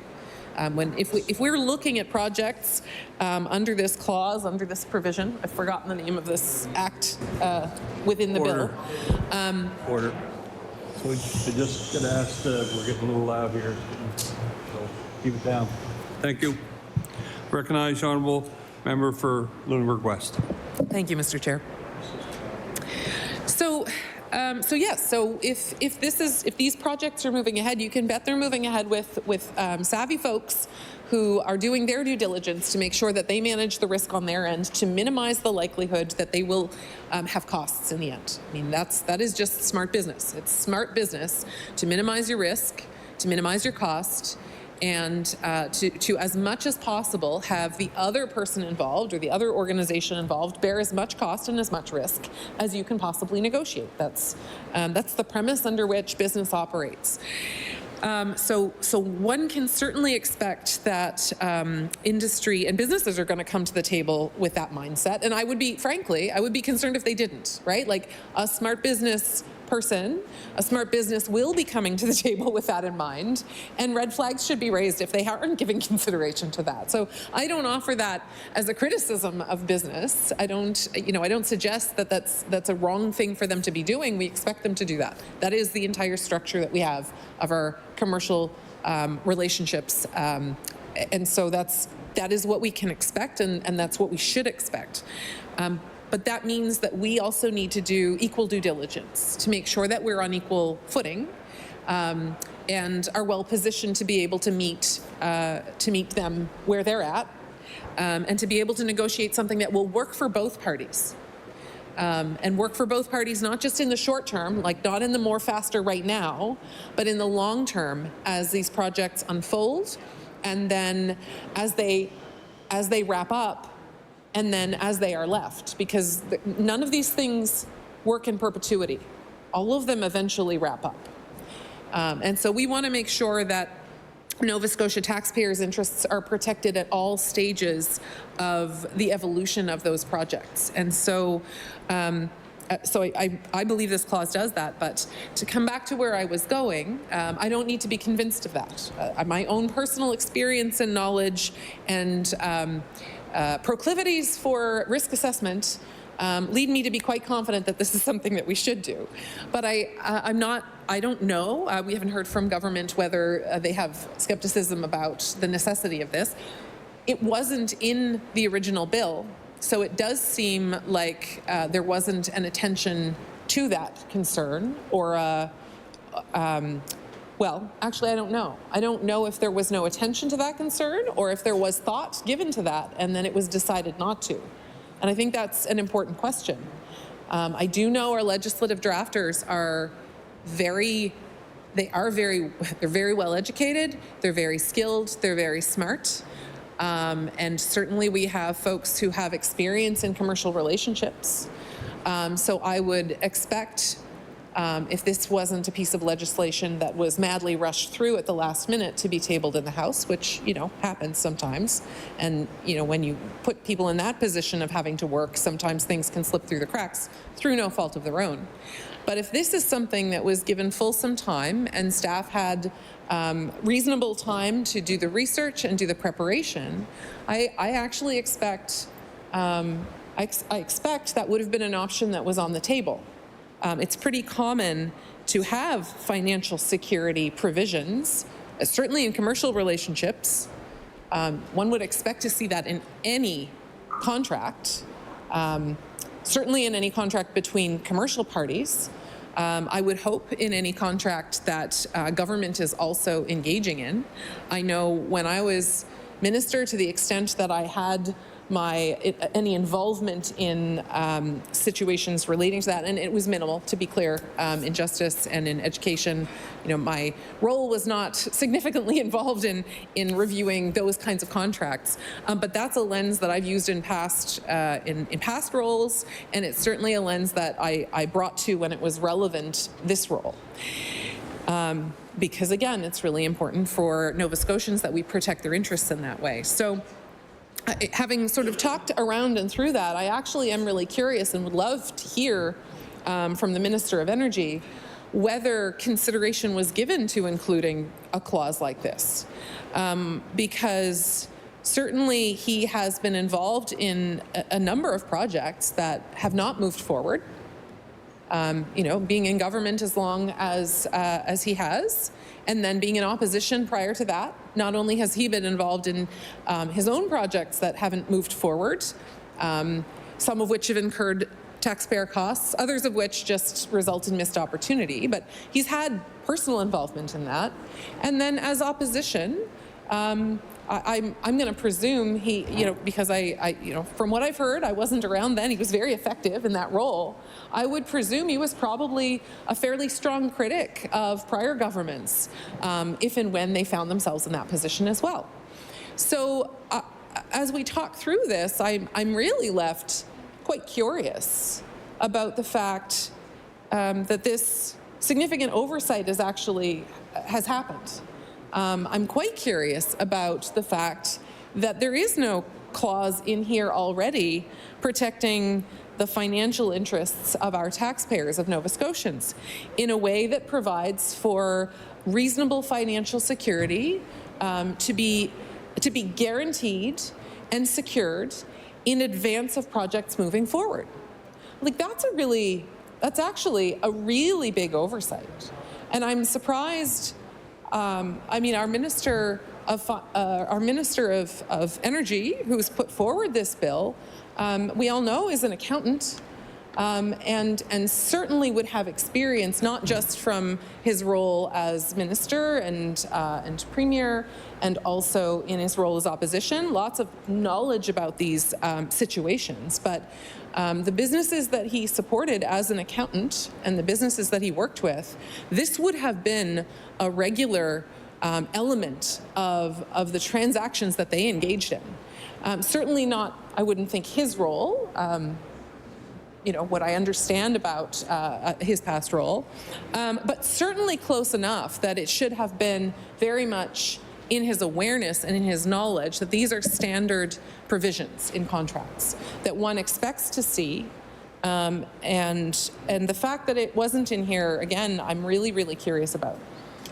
And I do invite the Minister of Energy to stand up and let us know whether staff did provide advice on this, whether there were versions tabled and offered for consideration that included financial security provisions to protect Nova Scotians and taxpayers, and if so, why were those provisions not included? Why was the choice made to create a bill that left this gap for taxpayers and leaves taxpayers in the risky position of potentially having the minister engage in commercial relationships, in commercial licensing and permits, having the minister make choices to do that, hopefully through objective tendering, transparent processes, but maybe not, because we've certainly seen $6 billion flow through government outside those processes. So it's quite possible that the arrangements that are made under this act, under this bill that's being proposed, will move forward in the same way that those other additional appropriations, the $6 billion of additional appropriations, move forward. Maybe they'll move forward in an untendered fashion, as we've seen happen in other occasions. And so if the minister's in a position where he has the authority and the ability to make those contracts and provide those licenses and permits, that's a risky position for Nova Scotians to be in anyway, right? We've been over and over, and the Auditor General has been over and over the risk to taxpayers that occur when control and responsibility is concentrated in one office, which is what we see here. The Auditor General has been over and over, and we have talked about at length the risks that occur when transactions happen outside the normal processes, like tendering processes, when they are not done in a transparent way. And so there's the possibility, I think, that we can expect that some of these land license and permit issuances may very well happen in that way. I mean, the best predictor of future behavior is past behavior. And so we know that this is a practice that this minister uses. And so we should expect, in that context, that it will be used in this case. And so we have a concentration of power and authority in one person, in one office, and we have a practice of engaging in risky and not transparent transactions. And then we also have the additional practice of billions of dollars worth of spending that happen through additional appropriations. And those may or may not be untendered. They may or may not be tendered, but they are not subject to the kind of scrutiny and protections that the other spending is subject to with government. And so there are inherent risks in the regime that is in place through the existing spending practices of the Minister of Energy, Premier and government, and layered onto that the power that is provided within this act. So we are starting in this act, we are starting from a point of risk to taxpayers. So in that context, it is that much more important that we ensure that there are clauses and provisions in here that mitigate that risk to taxpayers. And so this is exactly that.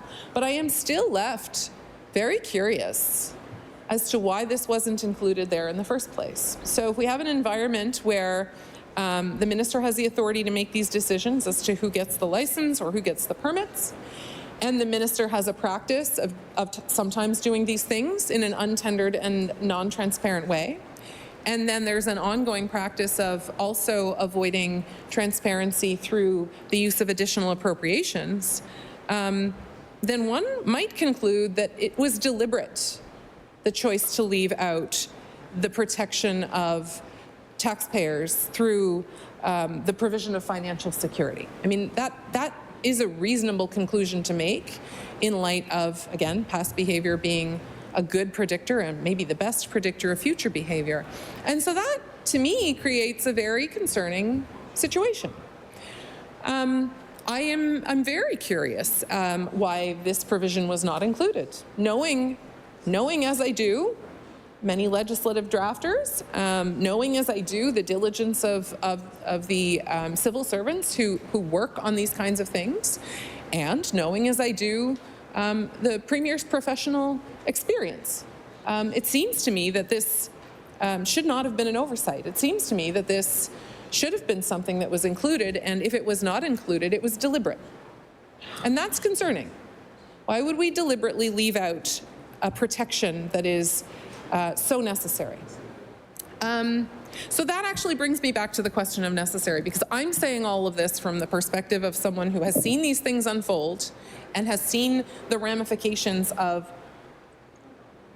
and this is what happens, stuff goes to lawyers when things like this are not dealt with early on, right? With the T's are not crossed and the I's are not dotted early on, and there are not provisions put in place to address who is responsible for risk at the end of the day, then you end up going to the lawyers.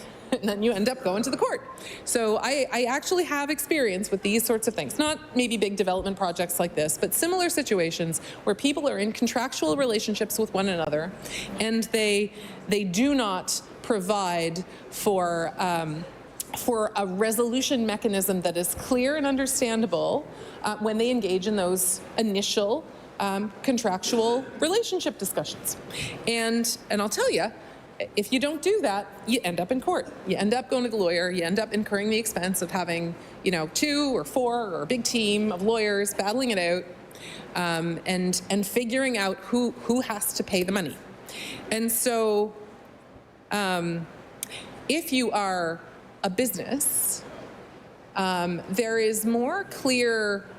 There's sometimes more clear accountability with a business. So if you're a sole proprietor, this is going to be, you're the one holding the bag. If you don't take those protections for yourself early on, you will be the one shelling out down the road.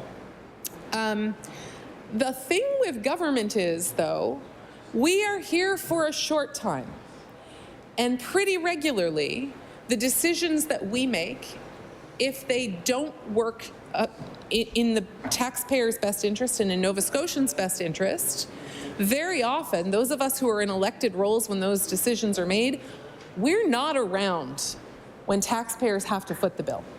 And so we have to be very mindful that we may not, and we need to be mindful because we need to motivate ourselves to put ourselves in the position of that sole proprietor who knows full well that when everything goes down in the end, they will be the ones who are responsible for funding whatever shortfall there is, hiring the lawyers to deal with the outcome.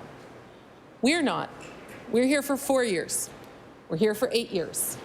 And if these projects are longer term than that, there is no personal, individual cost to us in the same way that a sole proprietor or a business has. And so we need to do our best to own that and be aware of that and be motivated to really be sure that what we're doing is in the best interest. Like, not the short term, not the more faster so I can take credit now, but the wait a minute, what happens in 20 years? Because I'll be gone, right? And so unless you're motivated by your conscience to be worried about what's going to happen then, it's going to be some other government dealing with it. But at the end of the day, it's the taxpayers who will have to pay that money. And so there is an inherent lack of, I'm not going to say lack of responsibility. Well, I am going to say lack of responsibility, but I want to be careful about the way I frame that. There just is the inherent reality of those of us in these roles that we are not here for the full duration of time that our choices and our contracts have implications for. And we see this play out over and over again.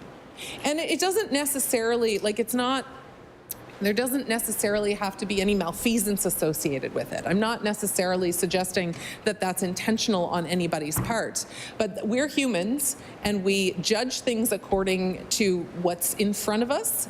And when we are in an environment, and humans we all have challenges projecting forward 20 years and 40 years and understanding the consequences. Like, that is a flaw of humanity. Inherently, in that we weight the importance of things that are happening right now far greater than the importance of the consequences of those things down the road. Like, we all suffer from that. That is something that we are all challenged with. And that actually, when I think of that, when I think of like, what sort of time frame do I work on? And then I believe that the Indigenous time frame for that sort of way of thinking is 7 generations. I think someone may correct me on that, but I have heard that is the case. And I think that's a beautiful way of thinking of it. Like, that is a long time, but that's the kind of time frame we should be thinking of. And particularly when we're talking about projects like this, because the reality of projects like this, unlike with some of the shorter term things that we work on, unlike with the building of a road. I mean, the road will be there for a long time, but the building project itself will not be there for that long. It'll come and go potentially in the duration of our time in office. And then the road will be there. But that is a shorter term horizon. But projects that involve, the projects that are contemplated in the act that's before us, in the Powering the Economy Act, these are projects that will have generational implications.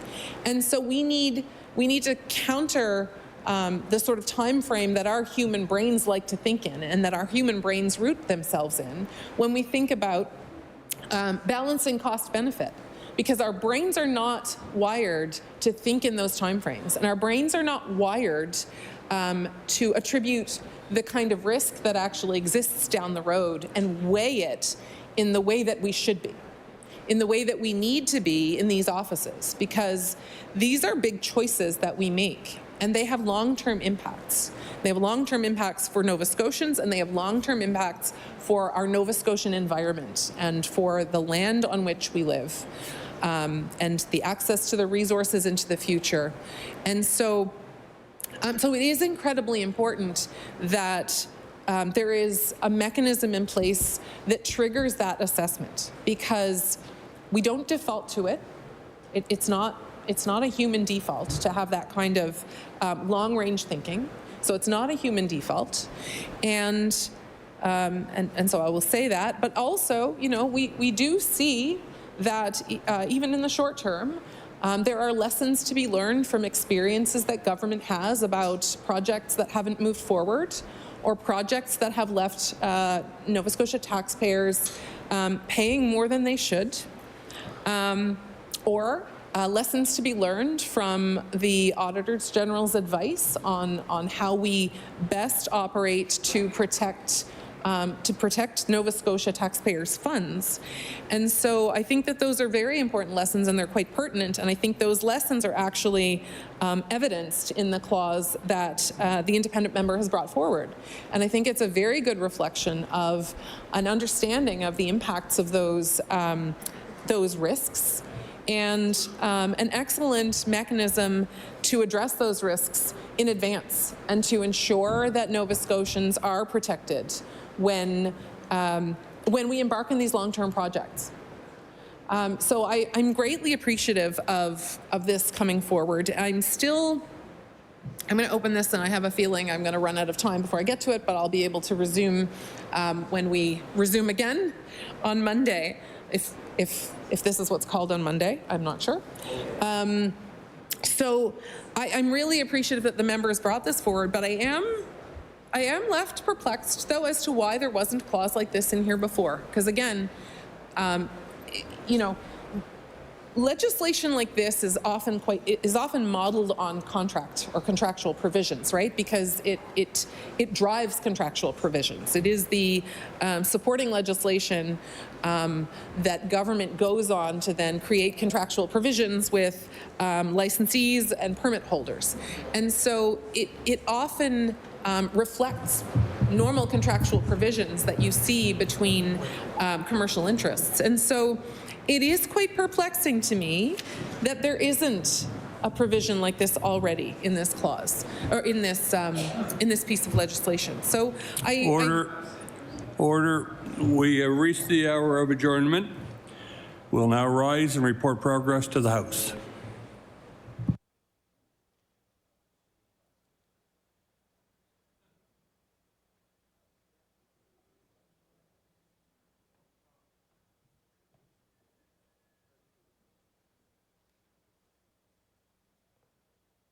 Order. The Committee of the Whole House on Bills reports. That the Committee of the Whole House on Bills has met and considered the following bills. Bill 200 without amendments. And the Chair has been instructed to recommend this bill to the favorable consideration of the House. The committee also reports progress on Bill 193. Order that the Bill 200 be read on a future day. We have now reached the time of adjournment. The House will rise and meet again on Monday, March 30th, between the hours of 3 p.m. and 11:59 p.m.